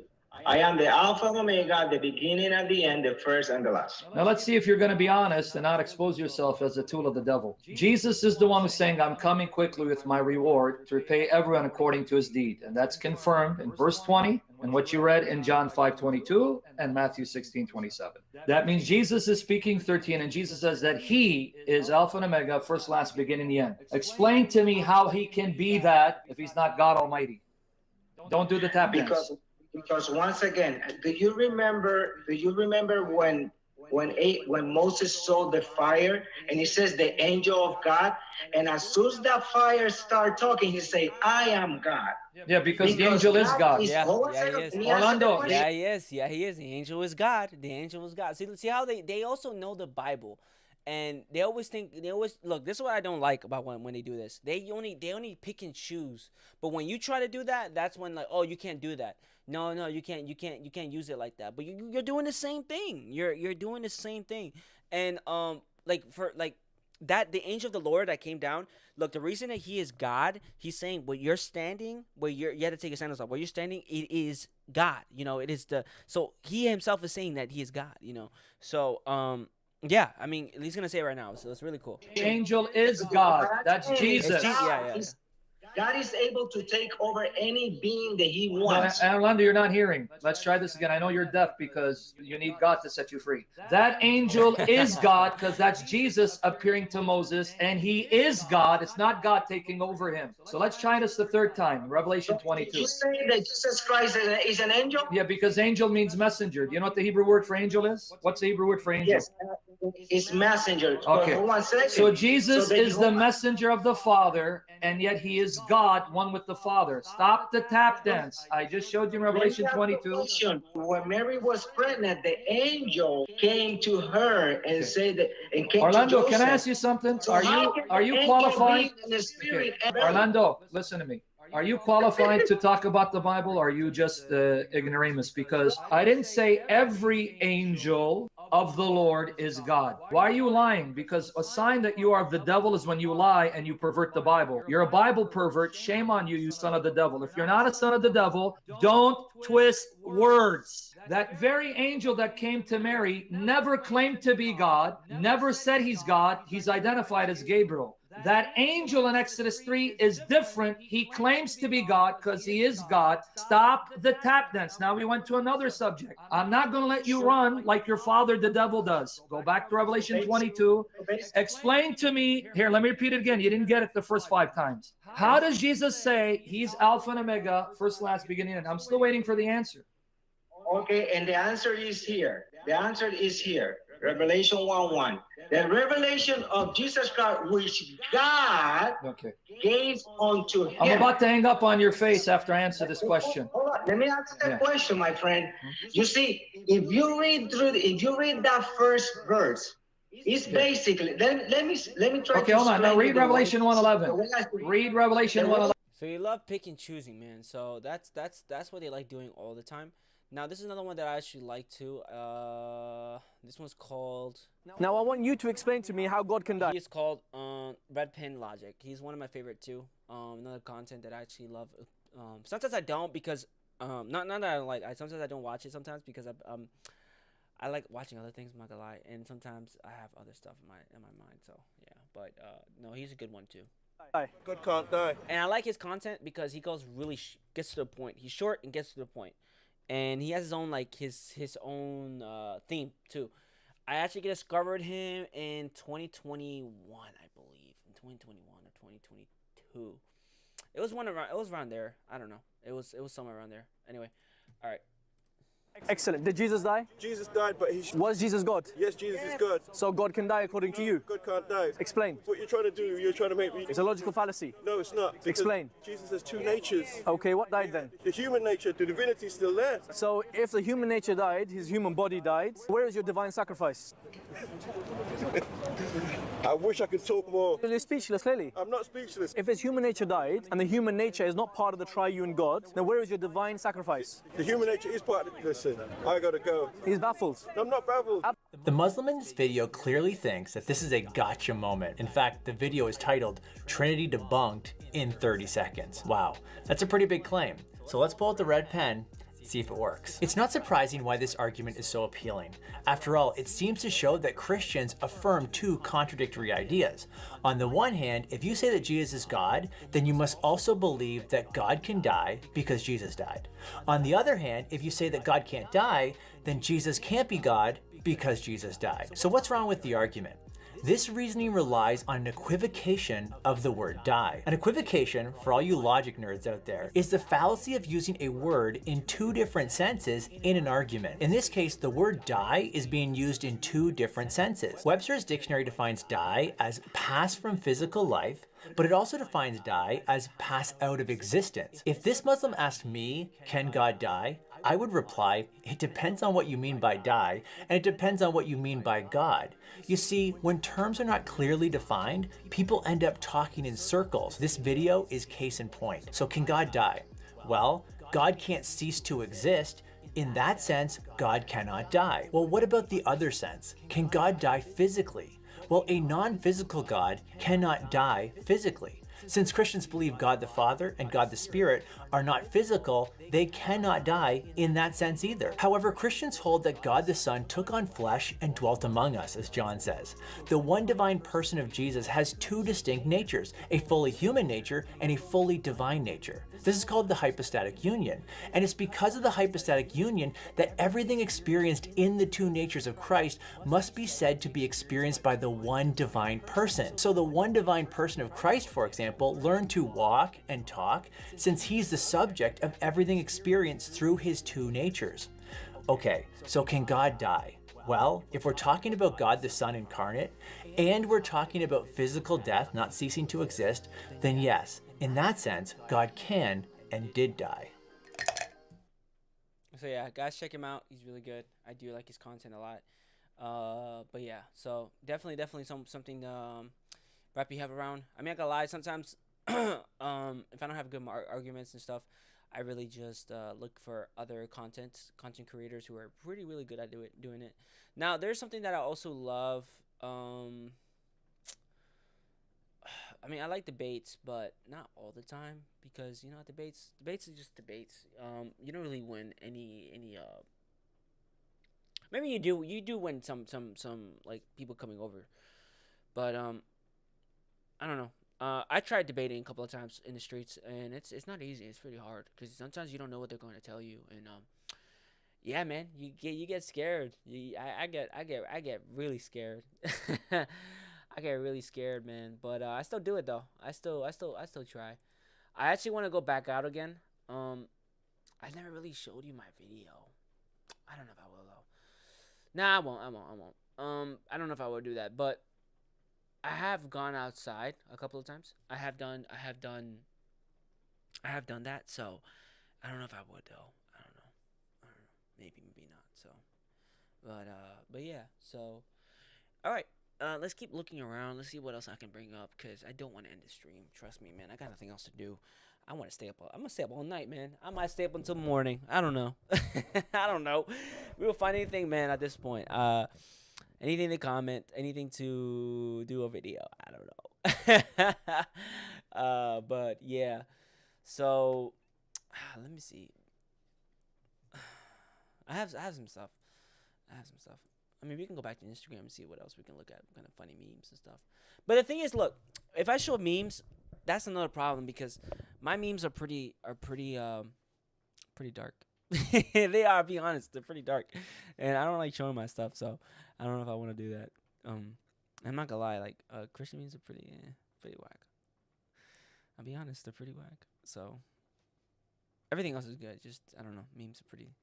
Guys are lacking there. You need to push. You need to get. I don't know. You need to put something up there. But let me see. Excuse me. I'm sorry. Okay, so let me see what I can bring up. So, because I don't like reacting as much. I'd rather just like talk and like do certain things. But that's another thing about me. Like my idea of fun. I like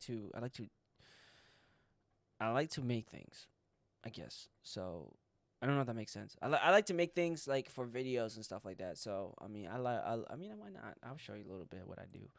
I don't do that often, but I'm gonna do it here because I don't want to pop it up here. But so I use Blender a lot, and not a lot of people do it. But I love making edits and stuff like that. So I do love Blender. Blender is one of my favorite things to do. If it will pop up for me. So this is the most recent thing I've done. It's for a video. I did it for another channel. I mean, not channel. For another video. So there it is. Pretty cool. I did all that. It's a lot of stuff, man. So let me bring it up here. I don't know if you guys can see that. Okay. So hopefully it just buffers because it's been a minute since I actually opened this up. There it is. So yeah, you see this background? It's really cool. I forgot how I did it, but man, I love it so much, bro. Like, dude, like I can't explain it. I can't explain it. It's so I want to do a video game type of video. And I'll show you a little bit here. So look at that. So good. So cool. And you can actually see I'll show you a little bit here. That's the render, right? So I'll show you here. Look at that. Look at the setting I have here. Yeah, it's pretty cool. So but yeah, let's press play. Boom. Look at that. Ah, man. And then the camera switch right about here. Look at that. Oof. Yeah, so look at that. Look at that.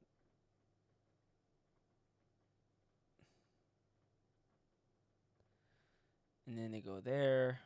And then that pops up. Really cool gas station. Look at that. Yard sale. Kind of cool. So yeah, this video was for a yard sale that we did. Unfortunately, never really did good. It hurt my feelings a lot because I worked so hard on this. Like, really hard. It still hurts my feelings. But, you know, we keep moving, man. We keep going.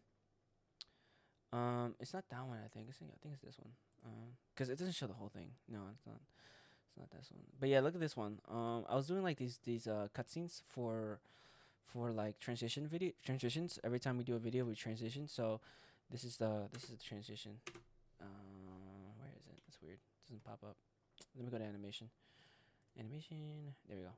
Boom. Yeah, there we go. So if I go back here and then go to camera view, then press play. Boom. Pop. And then if you look here closely, that is the logo that I made. Boom. So yeah, pretty cool. And I'm gonna show you the other ones that I've done. No, it's not this one. That's weird. It doesn't come up. Let me see. Game Boy. Yeah, it's just pop up. I think it's this one. We'll see.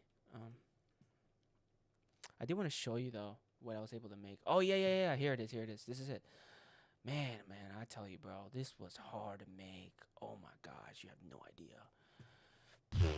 The stress, the work, cause I was working, and I got this new position, of course. Like I told you guys, I take over my dad's business and everything. So all the videos I did before, I never finished them. So I did some of this already last year, but I never really put them together and really like edit them and all that. So when I had a little bit, like I barely had time. It was like this is during October and September. Those 2 months were the busiest month for me because I was doing all of this. So I'll show you right now. So this is how it looks. Look at that transition. Beautiful. I love it, man. I love this. So there it is. This is the cars racing. Boom. Man, I love that. I just love that flair on that. And that's me. You know, that's me right there. I look like a weird caricature. I mean, it looks really bad. I know it does, but I try my best to make myself look like a 2D animated person. And then it flashes to the next line. This is Steven, one of my church members. So, yeah, I consider him like my brother. So, I'll be real. Look at that. It's so cool. And then, boom. And then we go to, oh, no, that's it. It was supposed to show the rest. But, yeah, so that's pretty cool. And then I'm going to show you what I was able to do here. Let me see if I can bring it up. Give me a minute, guys. I have it here.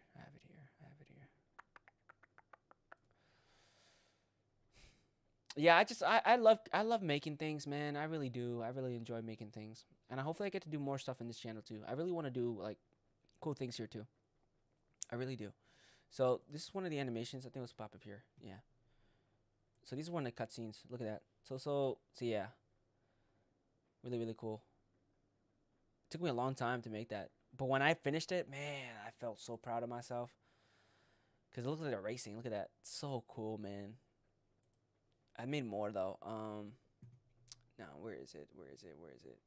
Here it is. So this is how it looks. This is how it's supposed to look.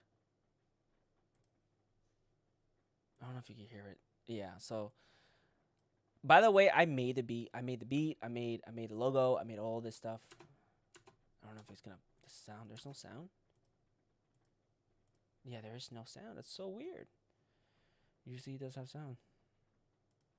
I guess not. I don't know. I don't know what's going on. It usually does have sound. Yeah, it doesn't have sound. I don't know. That's weird. But yeah, I did that. I want to show you the sound, though. With sound. I don't know why it doesn't do it. It's so weird. It's been doing that often. I don't know why. Maybe you. I hope not. No, I think I'm good. I'm good. But yeah, so yeah, that's what I was doing before. Hopefully I get to. I don't know. I hopefully get to do stuff here too, because I was doing stuff for clothing. I really wanted to experiment and really wanted to go out and because my idea was to make a shop for free. I wanted to go out and make like a little tiny shop and then just give all of my stuff for free, like all the things that I was doing up to that moment, like work my way up, making videos at the videos and just working, and then finish the final clothing and then go outside, make up like a sign or something like that, and then like lay my stuff out, and then I guess like record something too, because I wanted to make jokes or like tough questions, Bible questions, stuff like that, and if they get it correct, I'll give them a shirt or something like that, a hat. That was one of the ideas I wanted to do, but that was going to require me to do a lot of work, and I couldn't afford to do it, and I really felt so bummed out. I really wanted to do it so bad, but I couldn't, man. So who knows? Maybe I get to do something like that later on. I don't know. I'm not really good with time constraint, to be honest, and I'm still working right now. I mean, right now, bro. Right now, I ain't having a good time neither. So I'm just trying to get day to day, man. I'm just trying to make it. So I'm just trying to focus. But yeah. All right. Let me see if there's anything else we can talk about. Oh yeah, this guy's another guy that I like watching. His name is Wise Disciple, one of my favorites. Also, if I want to get my stuff, he's another good guy. God of the Bible is the devil of the Bible. It was the God of the Bible that... I remember this man. Oh my God, man. I remember this guy, dude. Yo, this guy did a crazy ruckus. I remember because in college, it was in college, he claimed, by the way, to be a pastor and then claimed to saw the real truth. And he said, oh my God, religion is fake and Jesus is never real. And he was into like this Egyptian stuff. I forgot. They called it black consciousness. And I remember because my friend was a Christian, then went to this side, and then was like, yo, look, I told you, you're wrong. And he was always against me, right, all the time. And then he went to become a Hebrew Israelite. So I haven't heard from him, so I don't know. But yeah, I know this guy. So yeah, he claimed to be a pastor, and someone was doing deep dive, and they were like, bro, we never seen you in the church before. What are you talking about? Drowned people. It was the God of the Bible that sent animals out of the woods to destroy children.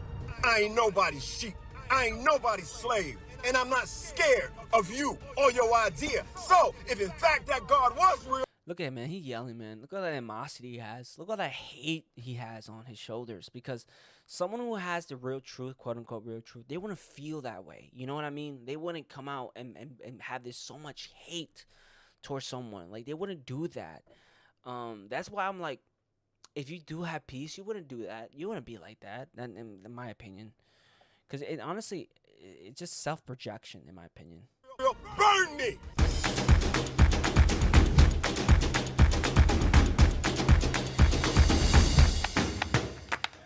Welcome back to a brand new video here at Wise Disciple. My name is Nate Sala, and I'm helping you become the effective Christian that you are meant to be. That means thinking, speaking, and leading more like Jesus. That's what these videos are all about. Well, today we're looking at an ex-pastor. This is ex-pastor TikTok, and this guy's pretty mad. Let's hear what he's mad about. Maybe he's got some legitimate gripes against. Bro, he's always mad. He's always mad, man. I remember him because he was always yelling at the camera. And I'm like, bro, why are you yelling at me? I didn't do anything. I didn't hurt you.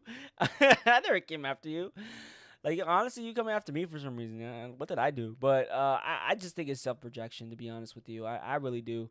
I don't think it's like, I don't know, man. I feel like when you're yelling at, like, when you're yelling too much, and like, I understand you're trying to make your point, make your argument, which is okay. You know, you have to. But you don't have to yell. You don't have to do all crazy stuff like that, to be honest, in my opinion. But hey, man, he does it, so I don't know. Against Christianity, against the Christian faith. Before we do that, though, don't forget to like and subscribe to the channel so you don't miss out on any of the cool things that are happening soon at Wise Disciple. And trust me, they're going to be cool. Also, partnered with Logos Bible Software, which is the software that I use. Hey. Sometimes, let's be real, YouTube unsubscribes to you all the time. It has happened to me. I caught that on. So I know I subscribe to this man. So YouTube, man, get on that. I don't know what you're doing, bro, but I know I subscribe to this man. To read the Bible with you on YouTube. I highly recommend this for personal study. It's going to do a lot of the heavy lifting for you. Check out the link in the description for some cool discounts. Yes, I am angry. I'm angry because I lived a lie for 15 years and I believed it with all my heart. See, there it is, man. He says this. I remember he said something similar. And he always says lie. I lived through all that lie. And I never seen anybody come out and say, yo, he was my pastor. Or a video of him preaching. Or him with the community out in barbecue and stuff like that. And have nothing, man. So that's why you got to be careful. When people say that, you know, like they claim this fact, you really got to start questioning it. Because, like, sometimes in a lot of cases, it ain't true. It ain't true. I separated myself from my family, friends. I moved, relocated, disassociated myself from everyone or anyone who was not saved. Did you hear it? Let me hear that one more time. I separated myself from my family, friends. I moved, relocated, disassociated myself from everyone or anyone who was not saved. Okay, so we have an ex-pastor explaining why not only he left Christianity, but why he's mad. And one of the things that he said was when he was a Christian and a pastor, he disassociated from anyone who is not saved. Now ask yourself this question. Is that what a Christian is supposed to do? So there's the exercise of hearing this man's pain and recognizing it and validating that. I don't think anyone should attack this person's pain and suffering, okay? So I hope that's not why you're watching the video. I kind of did. Sorry. No, I'm just saying, like, I'm just making observation. I'm noticing. I'm just noticing that pattern here. He's just yelling and aggressively, yelling at the camera. And honestly, I think it's just self-projection. That's just my opinion. So. On the other hand, it is vitally important, if we're going to be good critical thinkers, that we separate the emotion from the ideas. And so I'll ask the question again. Are Christians supposed to disassociate themselves from non-believers? We'll come back to that. I believe that I could not be unequally yoked together with non-believers. So I turned my back on good people or people who needed me. But it was for the cross. Bro, no, man. No one. Remember, he's a pastor. He said that, right? He said he's a pastor. Where in the Bible does it say that you have to separate yourself from people who are non-believers? Where does it say that in the Bible? Because I know for a fact Jesus never did that, or never preached about that. In my opinion, I come on, man. He was with prostitutes. He was with tax collectors. He was with people who were bad. I mean, come on, man. I don't know where this guy's coming from with that. I mean, we literally have to go preach to the people. That's what Jesus literally said. I'm not here to condemn the world, man. I wasn't here for that. So I don't know why. Again, like, he's a pastor. He said it. So I don't know, man. I don't know. Sake, right? It was for the cross's sake. Rather than fearing men, I fear the one who can cast both soul and body in some place called hell. Okay, so he referenced a passage of the Bible in order to justify his disassociation with non-believers. He referenced unequally yoking himself. Did you catch that? That's 2 Corinthians 6:14. It says, "Do not be unequally yoked with unbelievers, for what partnership has righteousness with lawlessness, or what fellowship has light with darkness?" Here's what we need to understand about the passage, okay? Paul is first and foremost a Jew. Remember, this is the same Paul who called himself the Hebrew of Hebrews, right? He was a Pharisee. That's Philippians 3, right? Trained under Gamaliel. That's Acts chapter 22. That means that Paul is going to talk about living according to God's ways as a Jew.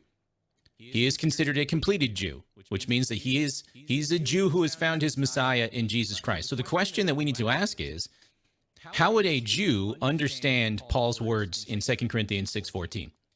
Because this is not the first time that we've heard about yokes before, right? Jesus spoke about a yoke, didn't he? This is Matthew 11, verse 28. Jesus said, "Come to me, all who labor and are heavy laden, and I will give you rest. Take my," here it is, "yoke upon you and learn from me, for I am gentle and lowly in heart, and you will find rest for your souls. For my yoke is easy and my burden is light." A rabbi's yoke was another way of talking about his teachings. If you were a disciple of a rabbi, that meant that you would take his yoke. You would adopt his teachings upon yourself. That's why Jesus says, "Take my yoke upon you and learn from me." Okay? Verse 29 there. He's talking about his teachings. So when Paul says, "Do not be unequally yoked with unbelievers," he's talking about it in the same way that Jesus was. He's talking about the teachings. See, now it makes sense when he says, look at verse 15 and 16. "What accord has Christ with Belial? Or what portion does a believer share with an unbeliever? What agreement has the temple of God with idols? For we are the temple of the living God." He's talking about combining the teachings of Christ with the teachings of false religions, with the teachings of other worldviews that run right up against what Christ taught. Remember, what was the problem that the Corinthians were going through, that they were struggling with, that Paul was addressing in the first place by writing this letter? They were entertaining false teaching. Take a look at 2 Corinthians 11 here, right? You can even see it in the subheading, Paul and the false apostles, right? Chapter 11 is famously where Paul says, if somebody proclaims to you another Jesus, or if they proclaim to you a different gospel, you put up with it. Paul is talking to the same people that he was talking to in chapter 6. So that's what Paul is doing when he writes about unequally yoking yourself. He's talking about the church of disciples of Christ trying to combine Christ's teachings with other religions. We also know that because Paul, writing to the same people, also said this. 1 Corinthians chapter 5, verse 9. "I wrote to you in my letter not to associate with sexually immoral people, not at all meaning the sexually immoral of this world, or the greedy and swindlers or idolaters, since then you would need to go out of the world. But now I am writing to you to not to associate with anyone who bears the name of brother." There it is. "If he is guilty of sexual immorality or greed, or an idolater, reviler, drunkard, or swindler, not even to eat with such a one. For what have I to do with judging outsiders? Is it not those inside the church whom you are to judge? God judges those outside. Purge the evil person from among you." Why is Paul concerned about the one who calls himself brother? It's because he wants to preserve the teachings of Jesus in Christ's own church. That was also his clear concern when he wrote Timothy. So it just sounds like this person did not understand what Paul is talking about. Thank you. And he's been saying this for, I mean, again, this man has been saying this for a long time. People have responded to him, and he's still on this like hate train. Yeah, man, I don't know. I don't know, man. People don't change, I guess. But all right, so we can watch that another time. But man, I love this man too, Dr. Michael S. Heiser. He recently passed away. Man, God rest his soul. He was such an amazing creator, man. I loved his videos. He would have these videos about like certain things that didn't, like, it wasn't so crazy, but it was like one of those things you have back in your mind and you're like, oh, I don't really have a response for that. He was that type. And also he made the book The Unseen Realm, which I copped the book and I just haven't read it yet. But I'm planning on doing it. But he left a humongous load of work for a lot of people. So now look at this one. This one's another interesting video on another channel that he does, which is my favorite. Also, it's a weird name, man. It took me so long to find it. Like, I couldn't find it until I found his channel, And then I saw, oh wait, it's right here, and I finally found it. So what he does here, which is he gives an explanation about Göbekli Tepe, about the Ice Age. Man, I tell you, Göbekli Tepe is another one of those stories that people don't really get around to it because they want to like they're like, oh, you're gonna fall into the conspiracy side. So he always gives like conspiracy side and he puts facts above it and he says, okay, now let's hear the facts. And then now you're like, oh wow, so yeah, it's probably not true. So yeah, he's really good at this. And unfortunately, well, he actually dropped 12 days ago. So, I mean, these are pre-recorded. He did pass away in the beginning of 2024, I believe, or earlier this year. So, I mean, yeah. Ah, man. God rest his soul, man. I know he would have so much right now about the whatchamacallit, what's happening in New Jersey. I forget the name. Freaking the drones, right? The drones, right? So, yeah, man, I very, like, if you love conspiracy theories and all the type of, you're interested in that kind of stuff, well, watch him. He has a lot of good takes on them, and he's really good at making that his priority. So I'll definitely recommend it. Now, here's one that I actually do enjoy. Was watching quite a lot, so be it. So these are Messianic Jews. This guy right here. And he goes in Israel, talks to people about Jesus, and it's really cool what they like to talk about. What's the conversation? And right now, this is interesting stuff. So Isaiah chapter 53, if we read it, Isaiah. Sorry guys, my stomach hurts. 53. Now, what's really cool about this story, I'm pretty sure you guys have to know this story. You just have to know this. There's no way. Pretty sure you guys do. So, it really does talk about this messenger. From what I know, Israel believed that the messenger represents Israel. But it's so specific to the point where it just doesn't talk about Israel as a nation. It talks about an individual person. So, you're going to hear it here. So, it's really cool. He was pierced for our transgressions. He was crushed for our iniquities. And also they want to blur their faces too because they don't want to, I don't know. Actually, I don't even know why they blur their faces. I'm assuming they don't want to get like, I guess like their family going to watch this and they'll be like, oh, you're what are you doing? So, because they do disown you if you really, because you gotta see it that way too, because you accept Christ and you have this ideology for such a long time that what's against Jesus, it's like, okay, we can't follow you. And by his wounds, we are healed. Is this from the Tanakh or the New Testament? זה מהברית החדשה או מהתנ"ך? ברית החדשה. מאיפה אתה חושב שזה, מהברית החדשה או מהתנ"ך? ברית החדשה. New Testament. New Testament. Look at that! It's so crazy. These guys think it's the New Testament. See, this is the cool part, and they're not the original ones who did this. There was another group of people who did this years ago, and the reason that they don't know this verse, and I didn't know this, I don't know how true it is, but it seems like it's true.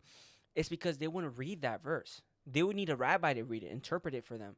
I mean, that's what they have to do, I'm pretty sure. That there are some questions to Torah, you have to ask a rabbi, the rabbi will interpret it for you. So, they never got to that chapter. That's what I heard. I'm not sure if that's true, but it seems like it because they think it's New Testament. They would know that that's the Old Testament. Just saying. I say New Testament. I say New. What makes you think it's from the New Testament? Like Jesus was, like we put our sins on him. That's what they say. Right. Right. So I feel like that's more of what it's coming at. Okay. Anything else? In the Old Testament, it's like we take for our sins. We don't put it on someone else.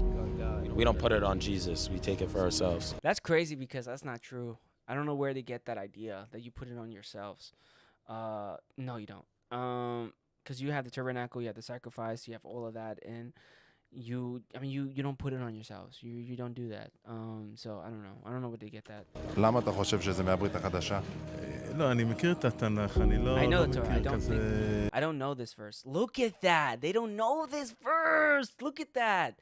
So I don't know if, because they tell me this. They tell me they don't read that. They don't read it. So either someone's hiding it or they're just skipping the page. למה חשבת שזה מהברית החדשה? צורת הכתיבה שלו. No, what makes you think it's the New Testament? Want me to read it again? Be honest. You know, it's just the way it's phrased, really. Yeah. So this is phrased from the prophet Isaiah 700 years before Jesus was born. זה מהתנ"ך. זה מהתנ"ך, כן? וואי. זה מהתנ"ך. זה רשום בישעיהו, ישעיהו נ"ג. This guy's shocked. Look at him. Look at his face. He's like, no way. And he's looking. He's like, oh wait. It's from the Old Testament. Yeah, it's from the prophet Isaiah, 52 and 53. I think we should all try to be good people, but we can only really be good if we go by God's standard. Because if we make up our own standard, then there are people think that what Hamas is doing is good. Do you think the first Messiah came? That was Jesus? I believe he came for his first coming. Do you know what it talks about, the in-between, what happens in between the first and second Messiah? Yeah. I don't think what it talks about of what would happen is happening. What will happen? How would you say that the first one came in? Well, what's supposed to happen after the Messiah comes? Recognize who the real God is. You just proved my point, because, no, listen. How many billions of non-Jews believe in the God of Abraham, Isaac, and Jacob because of Jesus? The Torah has been made known to the world. Billions guys. Over the course of the last 2,000 years. The Torah has been made known to the world at large because of one man that came and died for our sins, rose on the third day, and by putting our faith in him, we have everlasting life and forgiveness of sins, and we strive to live a righteous life, Jesus, Yeshua. Do you believe that it's asur to read the New Testament? No, we actually believe that it's the fulfillment of the promises, the messianic hope and the promises made by God in the Tanakh. 100%. That's what we feel. I completely disagree, if that's okay. All right, one more. For unto us a child is born. זה מהברית החדשה או מהתנ"ך? New Testament. I say New Testament. Okay. I don't know. I'm gonna go new, but I feel like it's the same thing. זה מהתנ"ך. זה מהתנ"ך, נכון. I don't think we say that our son is like a wonderful God or like that. Okay. What do you think? I'm gonna go with New Testament. I'm gonna also go with New Testament. Okay. It's actually the Old Testament again. Oh, we all knew it. Yeah, this is from the book of Isaiah as well. Isaiah 9:6. David? It's well, that depends, because David wouldn't be called Mighty God, and he wouldn't be called Everlasting Father. I have a question. Yes, why, sir. wait, why do you believe in Jesus? First of all, he did a miracle in my life, a miracle, something that I could have never done myself. A book, a person to talk. This is so cool because you can give all this information, all these facts, but it won't ever it sometimes I feel like it doesn't register to them, even though it's right there. But I've noticed if they're willing to listen, they will want to know, like this person said, like, what made you follow Jesus? And then you can tell about your testimony. And Jesus mentioned that by your testimony, right? By testimony, or was it Paul? You were able to move these people. I'm obviously not, phrasing verbatim, but it's similar to that. Yeah, by your testimony, they're going to be like, wow. Because the main reason is because you're human and they're human. And they understand pain and they understand suffering. And they also understand love and they understand joy. So if you tell them, look, I've been in the most situation where I never found love. I felt like I was hopeless. I was in pain and suffering. I was stuck in this deep sorrowness and depression that I almost going to take my life. And then I found this book, or someone reached out, called me, or I was walking, someone tapped me in the shoulder and said, Jesus loves you. And I never knew about this man named Jesus. And then this person spoke to me more about him. And then I felt this connection that I never had, and I needed more. And I went to their church, and then I heard a message. And then there I felt like, oh my God, this is what I've been missing. And I accepted Christ that day. And then there you go. People love those stories. And it's not the same, obviously, but it's very similar to that. So people will, if they're willing to listen, they will like see your story and be like, wow, that's something that I'm going through, or that's something that I can understand. About him, where I went, something I read, something I turned on, it was him everywhere I could go. I wanted to commit suicide. I was depressed, anxious, and fearful. And then I went to study scripture to find out if my faith was actually real and true, because I didn't want it to be based on my feelings. I studied the Tanakh, and then I studied the Brit HaChadashah, because I wasn't afraid to open the book that most people around here would say, asur, you can't open it. If someone tells me I'm not allowed to read something, that makes me skeptical. Well, I'll ask you first before you actually agree or not. We have passages from the Tanakh. We also have passages from the Brit HaChadashah, and we're the New Testament, and we're reading them. Testament? Yeah, asking if you can see or tell from your opinion, where you think it comes from. Don't want to hear anything about the New Testament. Have you never read it? No. Really? Really. Wow. How come you don't want to hear about it if you haven't read it? It's not God-given. Really? How do you know that? That makes me ask questions. Why can't I read that? Are you afraid that I might be influenced? What is your opinion on Jesus? Jesus is the love of my life. He's God that has come down to reveal himself to us. He's part of the Godhead, okay? God, Father, and Holy Spirit, which are all named in the Tanakh. You'll find Heavenly Father, you'll find Holy Spirit, and you'll find a physical representation of God in the flesh in our Hebrew. Can I ask you one question? Why isn't Jesus mentioned in the Torah? His name means salvation, or God saves. That name is mentioned in the Torah tons of times. Okay, so according to the book of Daniel... Yeah, you see, man, he knows his Bible, man. He knows his scripture. I want that so bad, man. I want to know that. I really, really do, and I hope... I'm thinking maybe this channel will be more like that, where I'll learn more on the scriptures, and then you guys will watch me go on the streets and live, perhaps, and encounter people and try to, not me, but help God save people. That's what I want. That's what I really want. Chapter 9, verse 24 through 27, the Messiah is supposed to come, be cut off, and be an atonement before 70 AD, before the destruction of the Second Temple. So I just appreciate you guys hanging out with me and getting your opinion. תודה רבה. שמחת, כיבדת, מעריך את זה. The people that are going to be watching this are going to be praying for us. And so if there's anything specific you want to say, feel free, because you guys participated in this video and I appreciate it. I wanted to say that I hope everyone could pray for the soldiers that risk their lives every day. Even at a young age, 17, 18, these kids are going straight to the army instead of college, instead of working. And they're risking their lives every day to fight for their country, and that shows a lot. It really means something. Right. Yeah, so pray for our people, pray for the protection of our people and our homeland, and pray for our soldiers and help bring back the hostages. Amen. Yeah, God bless you guys. Man, I hope, man. I really do hope that they come around and really come look at this video at the end of the day, where because there's gonna be people in the comment section be like, oh man, I really hope they open their hearts. I really do hope that they're, I'm praying for them, and who knows? Sometimes that does work. I'm very hopeful that does work. So we'll see. But yeah, I don't know, man. I don't know. I think I might end here. I'm not sure. There's nobody here anyway, so I'm only talking to myself. But yeah.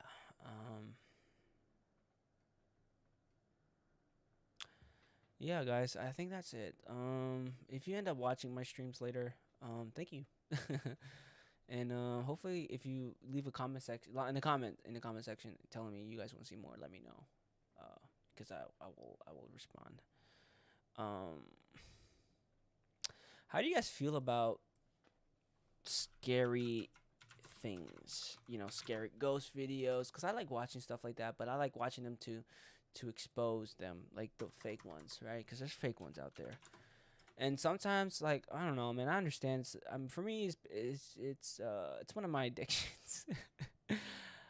Sometimes, like, they're not like I look for them in my recommended feed. They pop up and they're like, hey, crazy thing, and it's like a circle, and it leaves like a little weird face, and I'm like, man, kind of interested. I don't know. Yeah, I used to be very obsessive with these stuff, because I would want to know, like, is it real, is it fake? And I know, like, they're demons at the end of the day. They're not they're